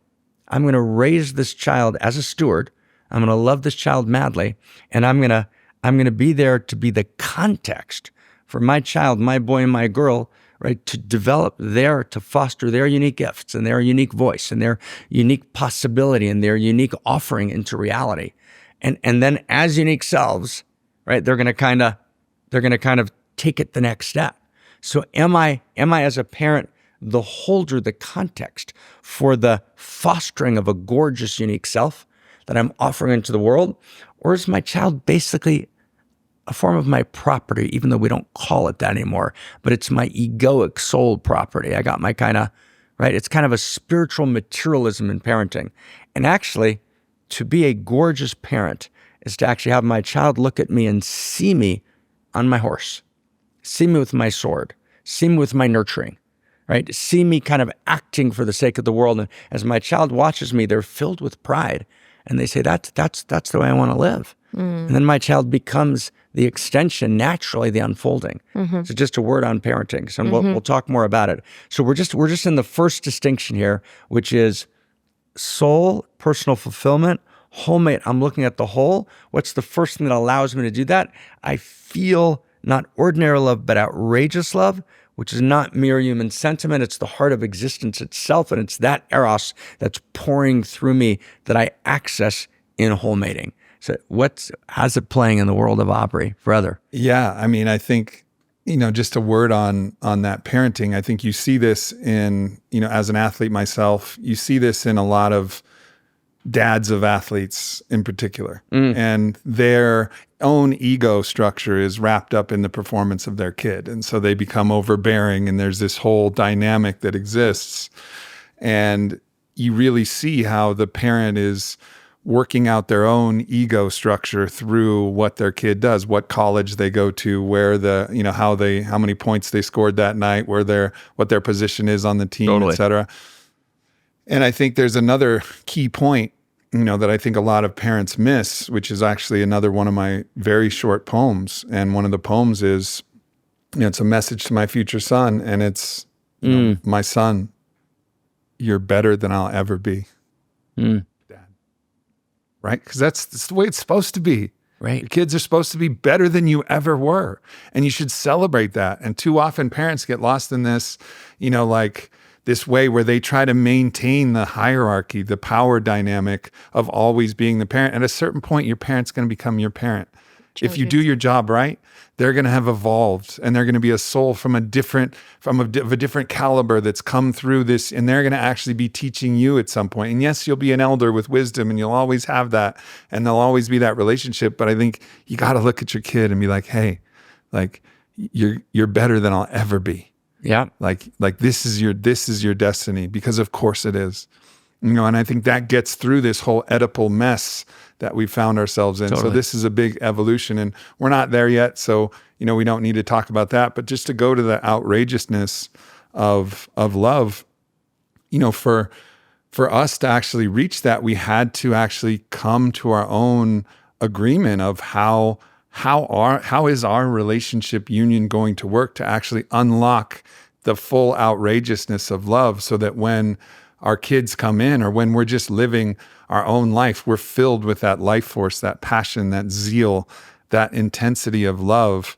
And really, we wouldn't have been able to, and this is kind of a big thing to open up, and we can either save it for another podcast or actually dive into it, but it really was actually the wholemate model that actually drew us through. Because if the way that we expanded our relationship construct was just about personal fulfillment, it wouldn't have been enough. But by actually saying, okay, there's adjustments to the model. You don't just download the LegalZoom contract for how to form a company, and that's the contract you go with. You can evolve it. You can make a new type of partnership, and that one that works well for you. So it's not that our partnership, the way that we're doing it, is the way, and we're saying, but what we're saying is the possibility of evolution of the normal structures is part of the field, and you can do it honestly, and it's possible, and that there's ways that you can bring that in. And hopefully, I think what Vi and I are modeling, whether we get into it in this podcast or another show at some other time, is the idea that you can figure something out that allows you to have all of the radical love that you want to experience. But really the reason to do that isn't just for your own personal fulfillment, because it won't really work. It's too hard that way. But if you know that we're actually changing, and this has been kind of a mantra that brought us through, like we're helping to evolve the source code, not necessarily specifically by what we're doing, but the source code change is you can evolve this basic construct to be more expansive and to include more love and eros into the relationship. And that kind of idea that we're doing this not just for us and our own personal fulfillment, but we're doing this to upload and download a kind of new model, which is basically just possibility. It's beautiful. And Vi, I want to bring that back to you. Let's just start with just for the sake of the whole. The second, right? In other words, let's just start. So first we got eyes. Rollmate, eye on the ball, get my job done. Soulmate, personal fulfillment, looking eyes deep in each other. Wholemate, eyes looking to shared horizon. We can feel that. Two, we got what's the value of the relationship, right? In Rollmate, it's basically get your job done. Responsibility, show up. It's just show up, be responsible, get it done. That's the value. So the value is survival, right? In the value in soulmate is love itself. We just want to be in love. It's beautiful. That's an evolution. And just notice reality's relationship, Christ in relationship, you evolve a new kind of relationship. So this move from rollmate to soulmate to wholemate is not this weird thing we made up. This is reality doing what reality does. This is the evolution of relationships, which is the evolution of love. So this unfolding that's happening that we're talking about is not something imposed on reality. This is what reality does. Reality is evolution. Reality is relationship. Reality is the evolution of relationship. And in this last 50, 75 years, the evolution of a relationship is from rollmate to soulmate to wholemate. So what's the value? So the value of soulmate will be love itself, personal fulfillment. So the value of wholemate will be the whole. I can actually feel the whole. And again, it's not by accident. This is a meta-crisis moment. And the meta-crisis is about we're alienated from the whole. So this is a moment in history where we have to feel the whole. And of course, the structure of relationship has to change to be one in which I'm not trying to survive because the whole's a mess out there. I'm trying to actually feel the whole and have my relationship be in some way in service to the whole, which then changes my whole relationship. It's like, So that's the second distinction. Then our third, I'm just reviewing what we have already on the table. And our third distinction is what kind of love is at play, right? In rollmate, it's often ordinary love. And in soulmate, it's generally also ordinary love. It's just love between two people. It's ours. It's our love. And it's beautiful and it's poetic and it's stunning. And we fall in love, station one, and we fall out of love. And then we try and get out of it, or we try and make any of the other exit possibilities. And we don't know how to get. We don't know how to get to station three, because how would we get there? So I get to station three when I actually introduce and experience this new quality of love. There's a one love, there's a one eros. There's a one love, there's one eros, right? And I participate in it. And my love story is not weird. It's not this aberrant structure protecting against reality. Reality is a love story, literally, right? Wow. So let me give you just a practical application of it, number 4, and then throw it to you, Vi. So how do you do conflict, right? And how do you do conflict, right? So, right? So in rollmate, and so we'll talk a little about conflict here. And again, you guys don't know much about it, but maybe we can talk about other people. We got stories. Let's to do throw this, in right? here. So damn. So in rollmate, you follow the rules. Rollmate follows rules. There's always rules. In soulmate, you negotiate. It doesn't usually go well, but you negotiate the path, or you negotiate. In wholemate, you start with the following. It's never me against you. It's always the two of us on one side and unlove on the other side. Which literally changes, because we're not against each other, because generally conflict is we're against each other. And wholemate manages to make this stunning ninja move. No, it's not. We're literally not against each other. Whoever's against each other, no, we're on the same side together. We're against unlove. Right? So that's it changes everything. We're saying, what's the unlove that's challenging us here? And so we move from being against each other to this place in which we're for the whole. And the whole is the field of love. Right? And we're committed to strengthening the field of love. Like, And then we have a word for it. We become erotic mystics. Right? There's a field of eros. And we don't, and you alluded to that, we don't need to be doing podcasts and right developing a whole gorgeous organization and a whole world. That's not what everyone's doing. Right? I can be living, in Montana. All right, maybe not Montana. No, I guess, I apologize to all the people from Montana. No, you can be living in Montana. This works in Montana. It does. No, it does. God's country. It's God's country. It's God's country. No, so you're in Montana. Okay, Montana's good. I apologize. Okay, Montana. So I'm living in Montana, and I am, working as a waitress, right, with this great guy who's the bartender, and we just had our first kid. We can totally be wholemates because we can actually be doing our relationship for the sake of the whole. And we just had our kid, and and our child, we're stewarding for the sake of the whole. Right? And everything we do, we intend for the sake of the whole. So even before I've done anything, it's what's my intention? And that changes everything. Am I intending for the sake of the whole? Am I accessing that now that energy, that field is inside of me. I'm living in that field. Mm-hmm. Right? That intimate sense of wholeness lives in me. We're on the same side against on love. Or am I in this? So I can do this any place and anywhere. I can do it in China and Russia and Asia, right? Any couple anywhere. If I shift my basic orientation and I say, who am I? I'm an outrageous lover. That's actually who I am. I'm a unique configuration of outrageous love. And the whole needs my service. So then I do conflict in an entirely different way. Because my conflict now, how does this play, right, in the whole? Right? So let's talk about conflict. Damn. Maybe that's next podcast, everybody, right? Maybe that's next podcast. This could be a whole podcast. Yeah, but not with that. And I think the next podcast we can talk about like what are the unique configurations that have kind of emerged. Mm-hmm. Yeah. Now we'll focus on just like the pieces of just this third side. So this is the third side. The third side. The one thing I want to really make sure that we talk about is. One of the big pieces that is the genesis for a lot of conflict is jealousy.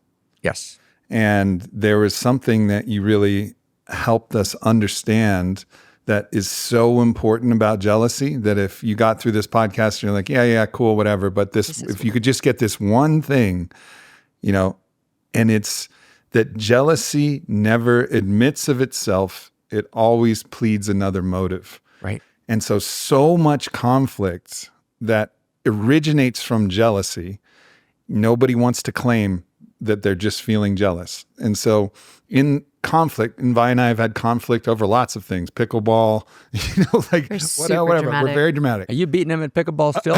I did recently, yeah. No. It was with my left hand, Let but that that's be not. Let that be noted. Yeah. I beat Aubrey 2-1. Like Wesley in The When he went Princess full Bride, out. I have something It's to okay. tell you. I too am not left-handed. Yes. But yes, so lots of conflict for lots of many different reasons, Right. power struggle reasons, ways in which we're not seen, ways in which we get selfish and other things. But jealousy is a big one. Jealousy is huge. And the one thing that's helped us move through all of this jealousy-related conflict is that simple piece of dharma that you pass down. Right. That jealousy never admits of itself. It always pleads another motive. So what's the solution? Admit of your jealousy. And as soon as you admit of your jealousy, the other person can be like, oh, I know what that's like. Mm-hmm. I've been jealous too. Mm-hmm. And then that whole thing starts to unravel. Whereas if you're talking about this text message and that's what you did and you made this, you Why did you violated ask me me this at way. this time? Exactly. It automatically, its hidden motives are, well, you did it this way. So if you hadn't done it this way, then I wouldn't be upset right now. But actually, it's like, and how we engage with it as well. I mean, we're both have really great communication at this point. And usually, sometimes we can be immature. And like Aubrey said, we're very dramatic. But, like he said, it's like when jealousy is hiding in other motives, you're othering. You're creating this separation where you're facing each other and you're in conflict and each person is trying to be right and we're arguing, lawyering all the ways that our story is the right one and all the things. But actually, when we came to this realization, either, the person will admit that they're feeling jealous. And like Aubrey said, then your partner has the ability to be compassionate of how you're feeling. And you want to love them. And you just, oh my God, right? You get just to, melt. you get to just, and you get to hear the qualities of how that jealousy is showing up. And, maybe I'm feeling really sensitive right now about this kind of thing. And what I'd really love is our connection. And, and it just creates this intimacy. It changes everything. And we've also, through our agreement with each other, if we're sensing any of that in the other, it's not like we're pointing the finger and being, you're being jealous right now. It's just, is there any part of you that's feeling any kind of like jealousy? And it's just like a very curious, invitation that's not really creating more of the conflict, but it's this really, our hearts staying open and really being willing to just acknowledge what's in the room. Yeah. And that took us like 4.5 years. Yeah, no, it's to big. Get to that place where for myself, because I've had a lot of very challenging relationships with a lot of betrayal, and so my system is so vigilant about when am I gonna get taken out and the rug's gonna get pulled from under me and nobody has my best intentions and just like all of this energy that's happening.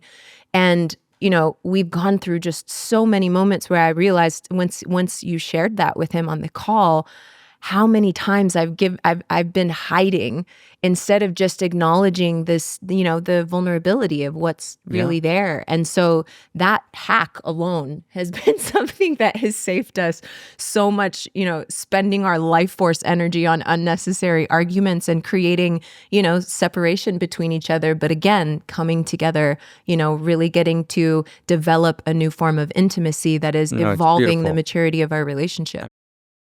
If you're interested in exploring this map of relationships and diving deeper into all of the subjects that we aren't covering on this podcast, please join us in our Romantically Fit course at Fit for Service. Vylana and I will be teaching this 13-week course, culminating in a pretty incredible event out in Malibu for our final Fit for Service gathering, a place where you can meet like-minded souls in a community that's dedicated to bringing about the fruition of your own best life in all of the ways possible so that you can show up in service to yourself, your family, the ones you love, and the world at large. So if you're interested, go to fitforservice.com and check out our offerings there. There's some other incredible courses offered by other master coaches.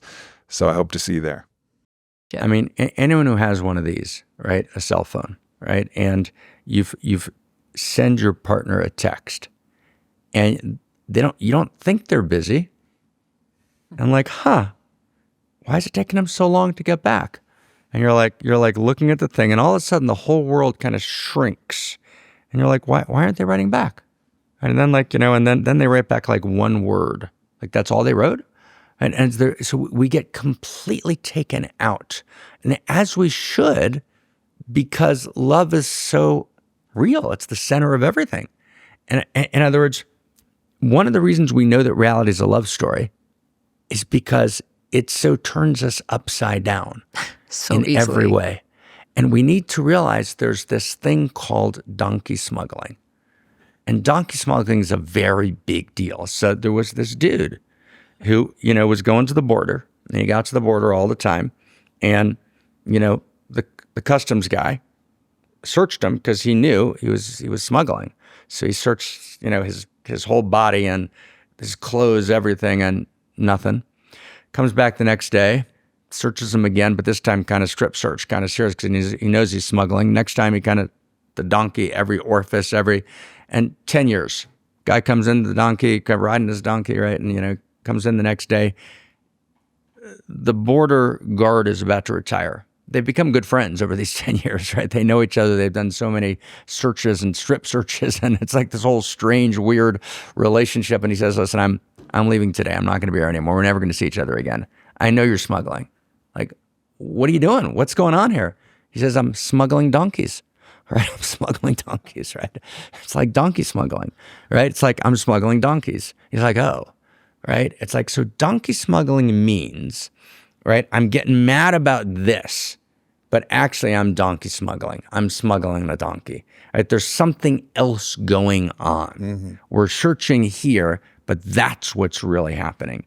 And we're all masters at donkey smuggling, right? We get mad at this, but we're not mad at this at all. right? So like if KK talks to me and she's like a tad short about something, I'm saying, like, sweetie, why are you being short? And I wasn't being short, but I think you were, but you said, no, I wasn't being short, right? And it's always, or on my side, right? It's always, well, more on hers. No, it's right. So it's always, right? Right? It's always donkey smuggling. And if we can figure out, oh, we're smuggling donkeys, I'm jealous. Yeah. Oh, I'm jealous, right? It's like, right? And it's beautiful. Mm-hmm. It's beautiful. And one of the other things to, if it's not jealousy, because there's many donkeys that you can smuggle. Right. Jealousy is one. No, that's just one donkey. It's one of the most often smuggled things because there's a shame associated with jealousy. There's a shame with admitting it. No one has jealousy on the thing like I'm jealous, and that's a good quality, and I'm proud of it, and that's part of I'm putting it on my profile when I go on Tinder or Raya or Manyfish or whatever the fuck, like jealous person. Jealous no, person. It's always like I love hikes and I love fucking nature. Nobody jealous person. Nobody wants to admit that. So that's one of the reasons why it's so smuggled. Medicine woman, jealous woman. If you were to log, if Kronos was logging the hours of the amount of times we've fought in a donkey smuggling situation, particularly around the jealousy topic, oh my God, it would be hundreds of hours probably cumulative over our 4.5 years. The amount of time that we've spent in conflict when the conversation opens with, I'm feeling a little jealous, it's never developed into a conflict. It's so over so quickly. Oh, okay. And then at that point, then it's like, I understand what jealousy feels like. I've felt that before. And you actually get to the heart of the matter. And it's the same thing with all of these other topics. Sometimes there's not clarity about what donkey you're smuggling. Right. And so that would be something that I'd be interested to ask you. Like, I mean, one of the things that we use is, okay, what is it that you need? And sometimes it's like, I don't know what I need, and then you'll get in that kind of moment because you don't know, but you just have to be tender to try and figure out what the donkey is. But what's some guidance from you of like, all right, there's a donkey, but actually there's not clarity for either for you or your partner. What's the donkey going on? What's actually going on here? What's the donkey? Right. And sometimes we wait. Intimacy we talked about before is shared identity, context of otherness, mutuality of feeling, mutuality of value, mutuality of recognition, mutuality of purpose, and that's deep. And we could and have in the past, and we need to talk a lot about this. What intimacy means in this sense. But let's just take the middle one: mutuality of feeling, of pathos. Right, to be intimate. So to be intimate means I feel you and you feel me. And then, right, I feel you feeling me. Feeling me. You feel me feeling you. Now, the reason sex models eros is because in the best sex, you can begin to get a sense of what that means. Right? In the old true self consciousness traditions, they would say, I'm aware. I'm now aware of awareness. I'm aware of being aware of awareness. And they would have these kind of like, who's this bigger kind of contests between masters. I'm aware of awareness of awareness of awareness. Right? So, right, it's like, but the more loops you do, feel me, I feel you. I feel you, you feel me.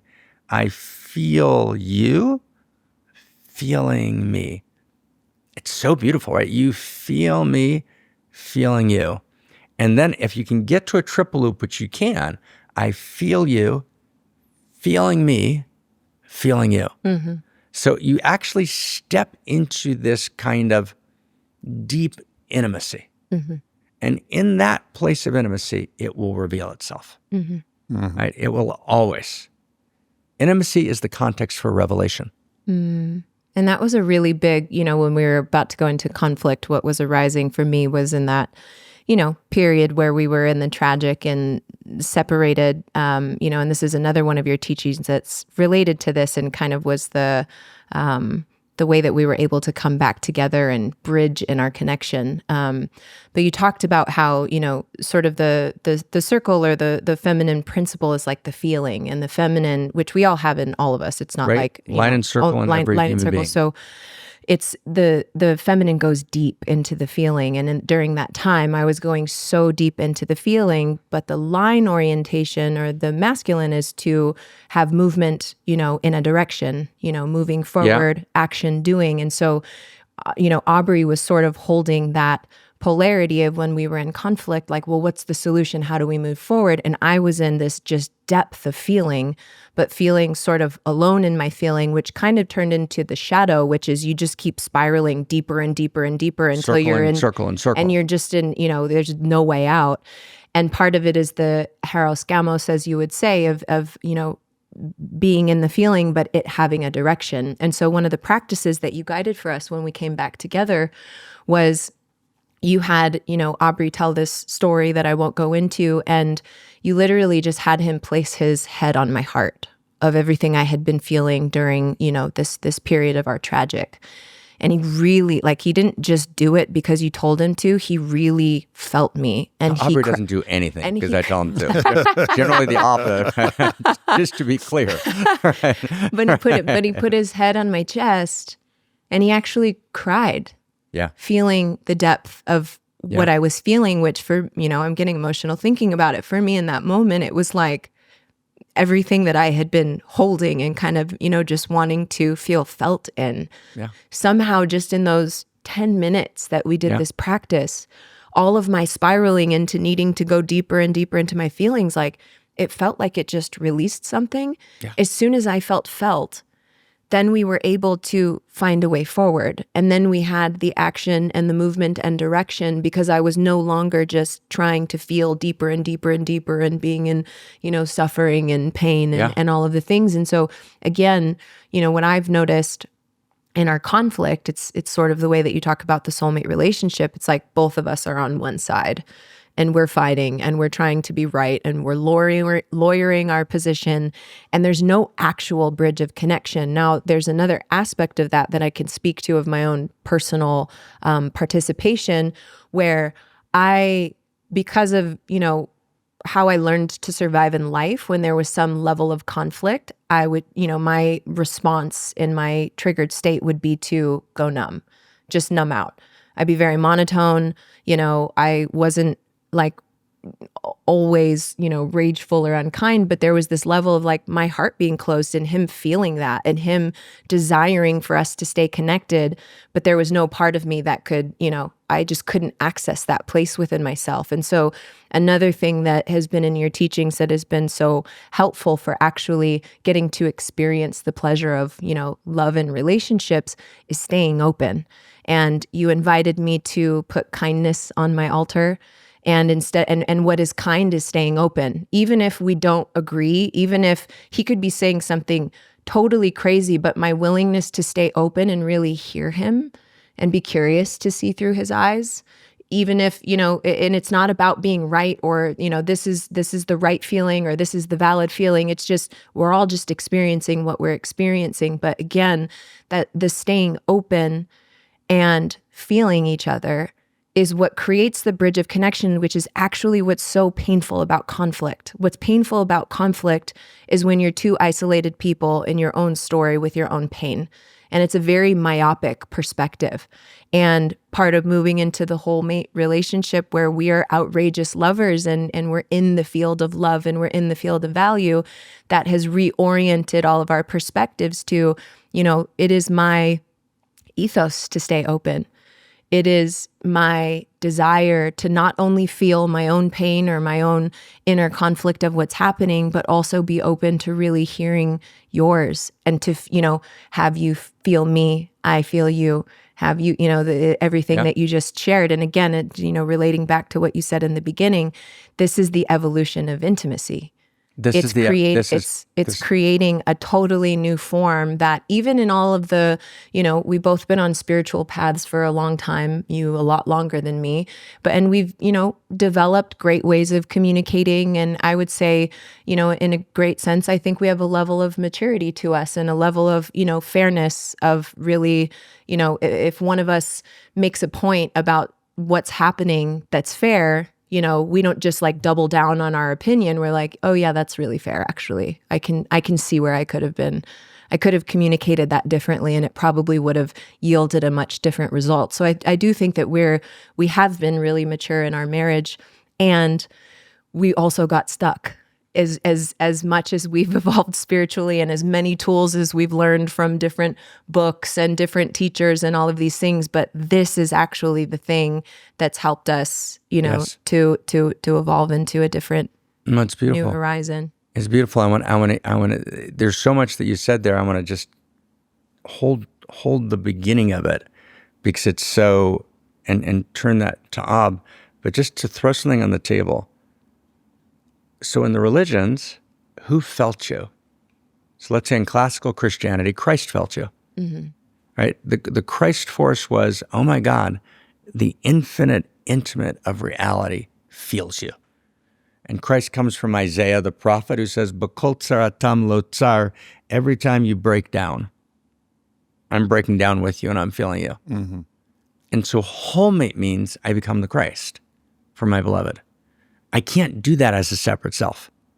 It can't be done. I can't do that with ordinary love. I don't have, unless I become the Christ, unless I become the Isaiah, unless I become the infinite intimate, I can't actually open myself up to feel you, because I'm too wounded. I'm too traumatized. I'm too hurt. But when I'm a wholemate, right, I can actually bracket my hurt, and I can actually access this Christos that lives in me, or this, whatever we want to call it, or whatever name we want to give it, but it's this capacity to open so wide as Christos and this democratized great love, and hold you from that place. And then I'm actually held, but I'm holding you from that Christos place as Aubrey, right? It's not this general salve. It's Christos as Aubrey. It's Christos as Vylana. And that heals. That transforms. Yeah, and I think one of the interesting aspects of this for me is to understand that I can still hold a disagreement with the premise, the story that's created the emotion, and say that I fundamentally disagree with the story that's created this emotion, and still feel the emotion and not sacrifice that there's a different story that we can choose to tell about this situation. Mm-hmm. And so and I think if I go back to the younger version of me, the more immature version of me, it'd be like, the premise of your feeling is wrong. So fix your fucking story. I don't care what you're feeling now. It's all bullshit. Like the story's wrong. So I would just hold the story and I'd have no compassion. That's real attractive. Yeah, right? Right? I'm not saying that's the way. But that's like, I think that's there's a masculine tendency to be like, no, this story's fucking wrong. I don't care what you're feeling. You're being crazy. But there's also a way to say like, no, like, and Vi's really, I've seen how that way doesn't work. The way that works is I feel you, and also I'm allowed to disagree with your premise for this as well. And you can hold both as like and it's not a paradox. It's a paradox, but not a contradiction. And that's so important. It goes back to the beginning of what you said, Vi, or maybe the second thing that you said, which is about this line and circle. So one of the things we've done is we've talked not about masculine and feminine. We've talked about this underlying quality of line and circle. Mm-hmm. And so line distinguishes. And if I can distinguish and I can kind of I can penetrate to the surface and say, oh, that's the originating story. That originating story is off, so the whole premise falls because you cut we're done. Circle says, let me just feel you. Line says, I can't just feel you, because actually I'm making a distinction here. And actually, that doesn't make sense to just feel it, because your feeling's based on a false premise. That's what the line does. The line distinguishes and analyzes. And both of them, let me just feel you, let me just distinguish, neither work. Mm-hmm. And what actually happens is, I know, KK will occasionally walk in. We live in Vermont. And KK's working with me on the phenomenology. And she's a brilliant embodied therapist. And, basically no one in our little town of Vermont, the name of which I shall not mention, has about 2,500 people in, and none of them are particularly interested in this very deep, process of, transformation. So Kick is like, I've spent my whole life developing this gift, right? And what am I going to do with it here? And so I immediately, okay, I go to solve it. I'm a lion, right? Okay, so you know what? Here's what we're going to do. You'll go twice a week, right, to New York, and we'll get you back and forth, and you'll be able to open a practice there, or maybe we'll do it in the neighboring town. And then she gets mad at me. Like, why? Right? One thing I've just totally listened to.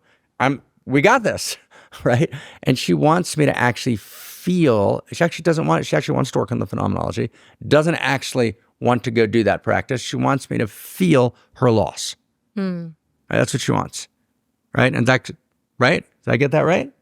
She got that right. Okay. There's one of the famous scenes from this movie, White Men Can't Jump. Right. Where I think the lead female character, she says, "I'm thirsty," and so then the protagonist, goes and gets a glass of water, plops a glass of water down. She says, "I don't want a glass of water.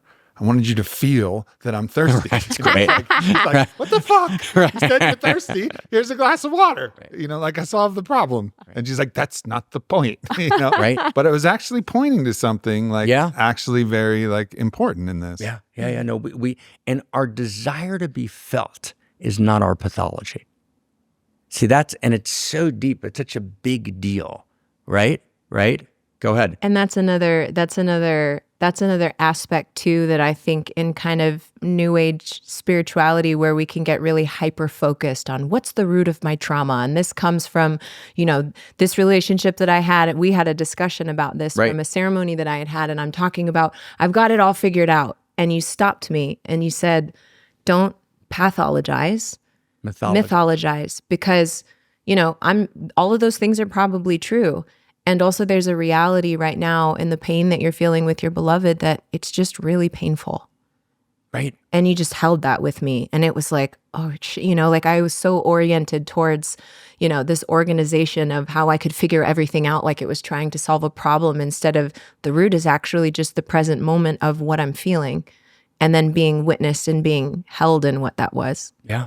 Yeah. No, it's huge. I'm going to say one sentence. And then, strangely enough, we haven't even gotten to the three core structures of wholemate. We're kind of, so that, it's kind of just who am I, the selves and how they play, which self, who's showing up. But let's just stay with this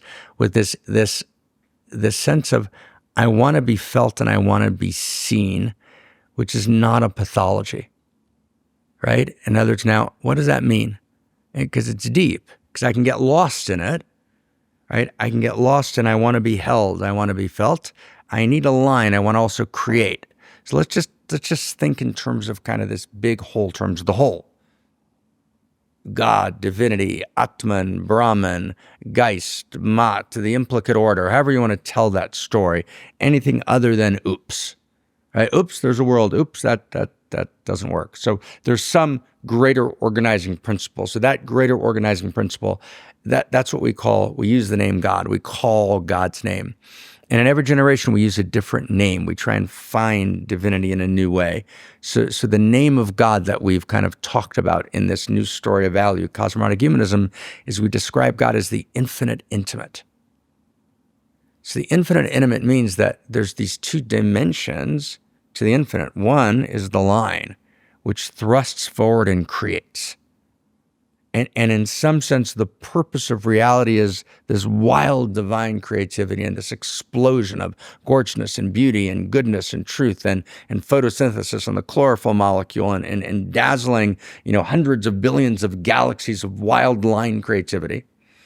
And yet this infinite power, the infinity of power, is also the infinity of intimacy. And she wants to be felt. She wants to have lunch with us.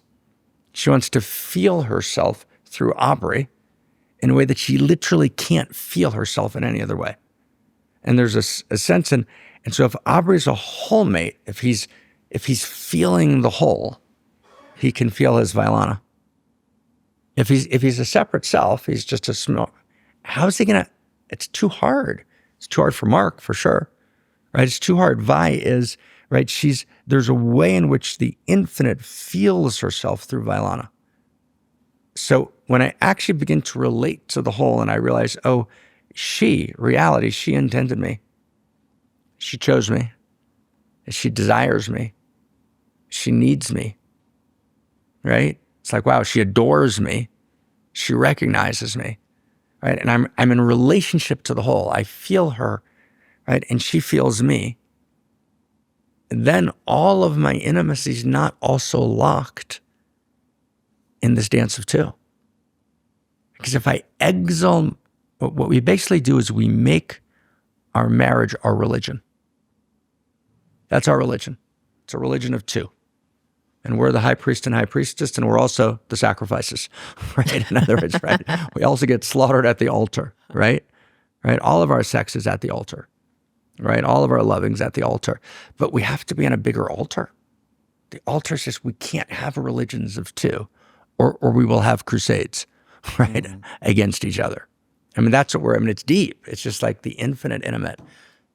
One thing that one thing that I think that's important too is and I don't like using the word test, because I don't think you should be testing your lover in this, but a type of test to see if this relationship is going to be generative in this positive way for the whole, right, is the willingness, if you bracket your story, because we each have our own strong stories, and the more, alpha your tendencies are, the more you want to penetrate the world with either your voice or your words or your poems, or however you're trying to penetrate and impact the world. That's the line quality. The gift. The penetrative, the gift that you're offering. So if you have a really strong story, which many of us do, then if you're willing to bracket that story and to just step into, let me hear your story, sweetheart. Like, I want to hear your story. Tell me your story. And I think it's also a thing that parents miss.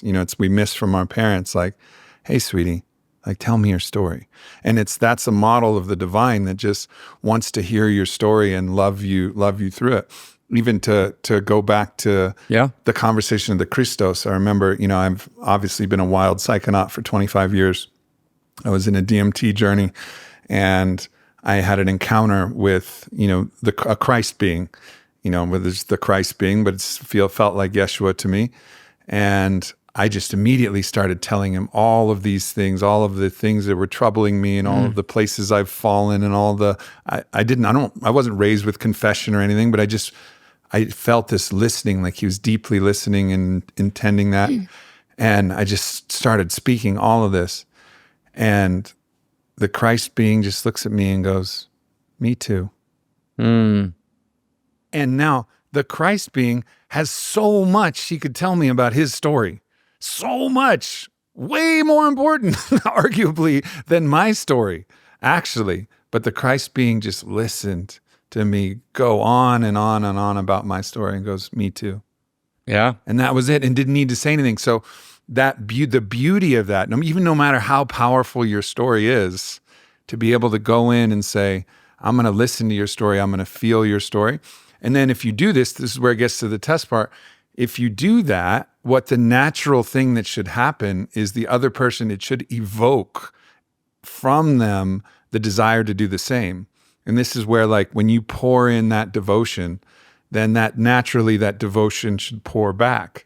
But if you find yourself in a position where there's an imbalance, where you're actually pouring that devotion to pay attention to someone's story and nurture it, but the other person is not reciprocating that, there's something that's really off, that's going to be deeply challenging to move forward, because that Aini should flow. It's a law. Aini is the law of reciprocity. It should flow. So if you're willing to step into that deep devotion, it should naturally start to come back. And if it doesn't, there's some kind of misalignment where that's where discretion has to start to come in. Like, I've been pouring into your story, but I don't really feel you pouring back into my story. And that's where some misalignment can come.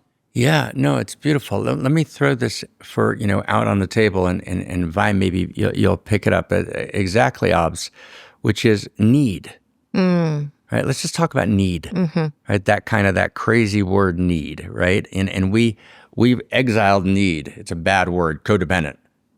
Right, people are needy. Right, neediness, and we're reticent to own any neediness, and we certainly don't want to feel like anyone's being needy towards us. And yet, there's need at the level of roommate, and there's need at the level of soulmate, and there's need at the level of wholemate, and they're very, very different. So level of roommate, we need each other to do our stuff, to fulfill, right, what we need fulfilled.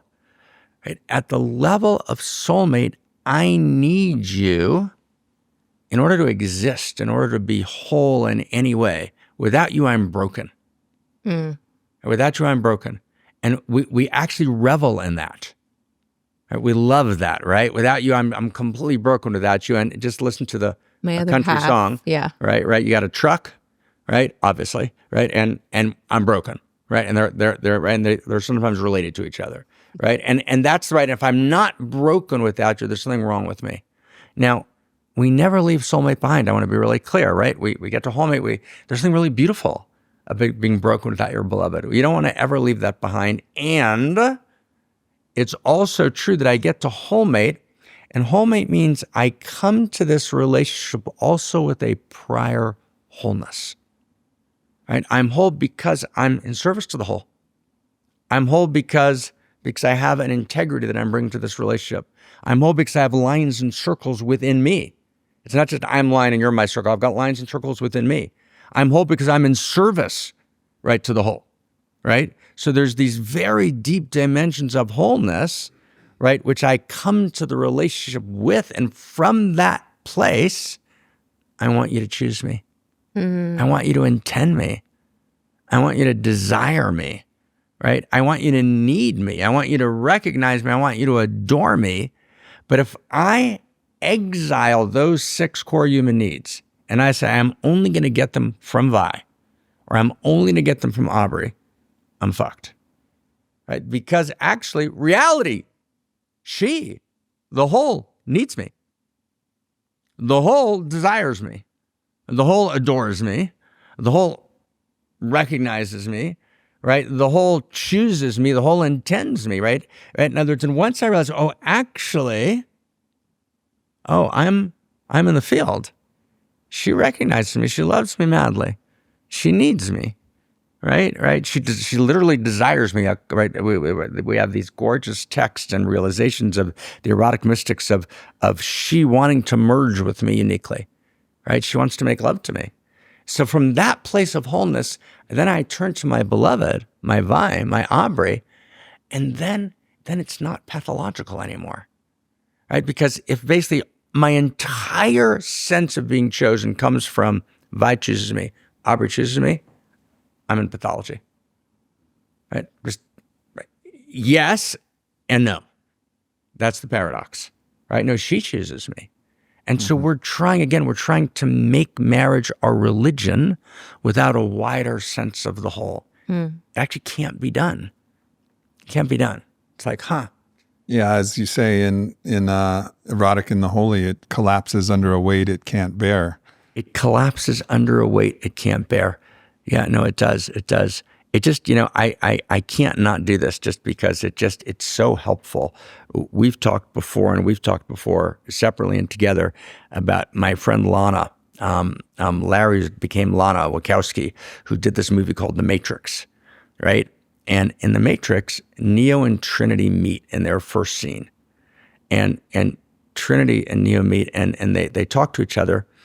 And Neo says to Trinity, like, how did you find me? And she says, we've been asking the same question. All right, we're on the same journey. That's their first meeting scene.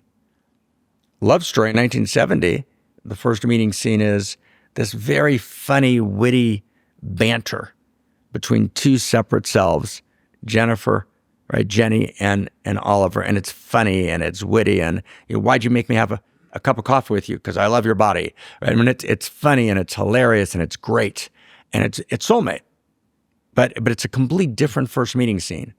And then in their sex scene, right, in the love story, the soulmate, he says, you got to admit that you care, right, that you need me, and she won't, and then she does, and then they're making love. But the sex scene in The Matrix is they're making love. If you remember that scene of Trinity and Neo, they're making love at that huge rave in Matrix 2 where there's this kind of pounding music and they're in the alcove above making love. So their love making is connected to the whole. It's like it's connected to the whole.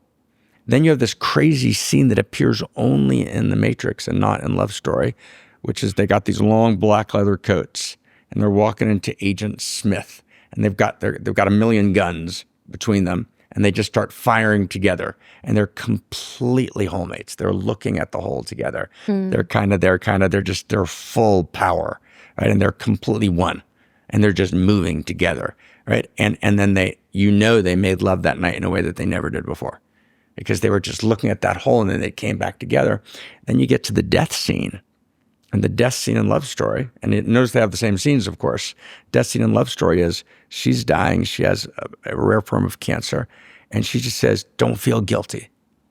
Promise me you won't feel guilty, or get out of this death room. And he promises not to feel guilty, and they're good. So it's completely personal between them. It's beautiful.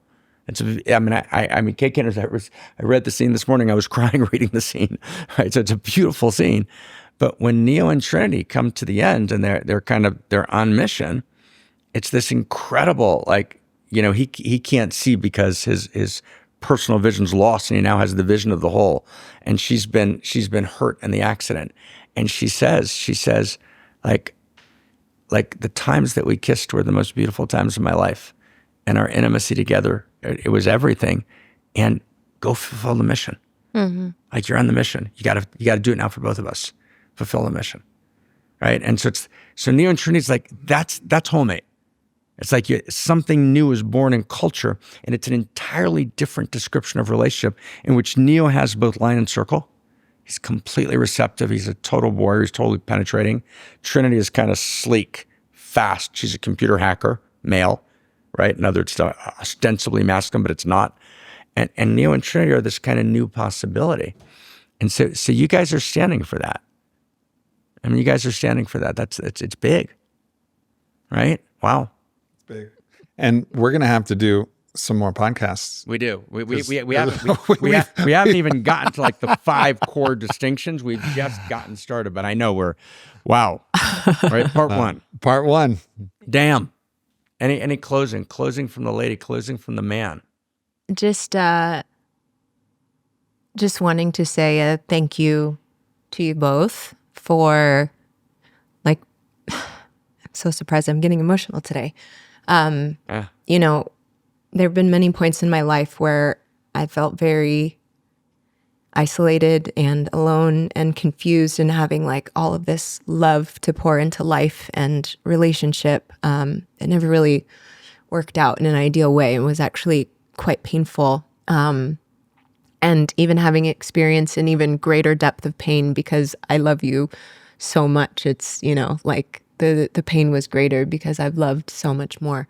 But through our relationship and our commitment and through your eyes and through your fairness and through your really truly seeing into me and through your support of really helping us to find a way that we can not only just have a great relationship, but there's so much, it's insane the level of fulfillment that I feel on a daily basis being in this relationship and how I look out at the world and being really proud of who I am and who we are, and through what we're doing is just not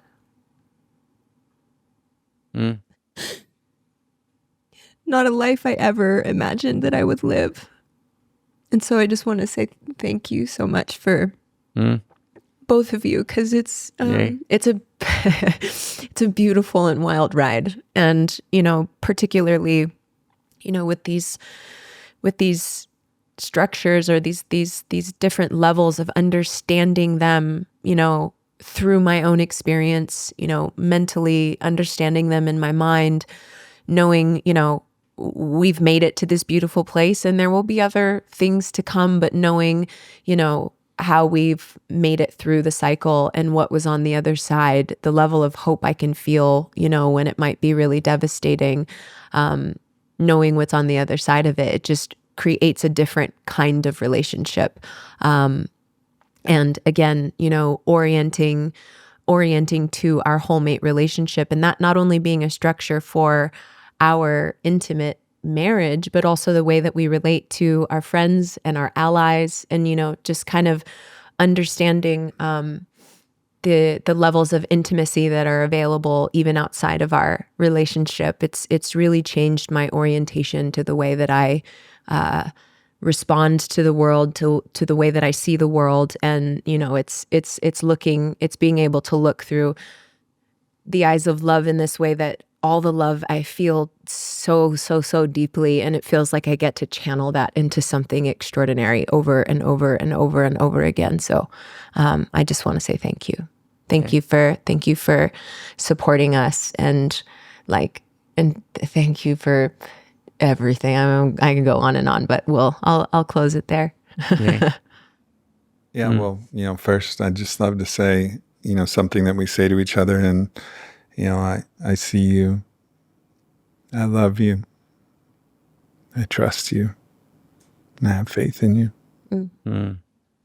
And to the listeners or the watchers, your hardware isn't broken. Whatever you're feeling, whatever you're experiencing, it's not because you got a faulty body or your desire palette. There's something broken in the hardware of who you are. You're a miracle created from this divine love story. And all of the life and eros and love, beauty, intelligence of the cosmos is moving through you. And so there's nothing fundamentally wrong with the hardware of who you are.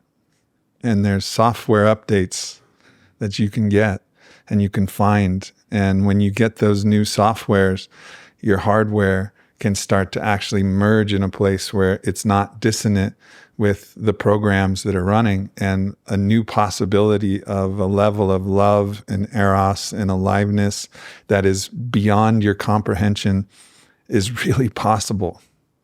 Like, you're not broken, you're not a mistake. This is not a situation that's some cosmic joke of you're in a place where there's no possible solution and you're just going to have to suck it up and it kind of sucks, but you'll make it through. Like, there's another possibility. And that other possibility is so fucking gorgeous and beautiful.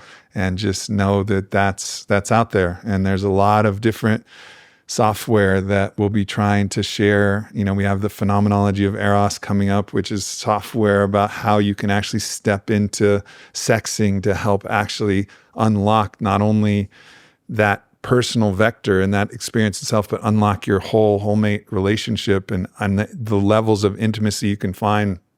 This is its own software update. There's software updates for the repair process, like the teshuvah, like how do you repair the wounds that have happened? There's all kinds of different code, and the world it's not always easily available. The latest updates, the latest downloads were really in the lab, and thanks to you for really being in the lab for so long, and not only figuring it out with your mind, but figuring it out with your heart and your body, and listening to she as she moves through you in your own unique way, so that this is something that's not just intellectual, it's real, it's lived, and we're the living proof of possibility that when you operate the hardware with new software, like the potential is unbelievable. Yay. It's unbelievable.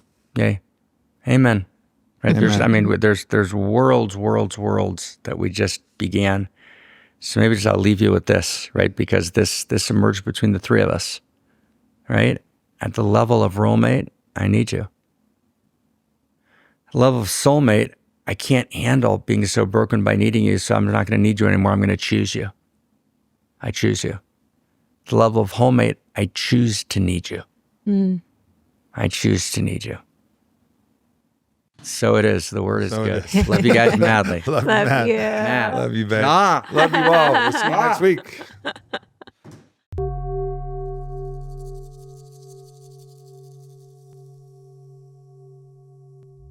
Thanks for tuning into this video. Make sure you hit subscribe. Follow me at Aubrey Marcus. Check out the Aubrey Marcus podcast, available everywhere. And leave a comment. Let me know if this video resonated or what else you would like to hear from me in the future. Thank you so much.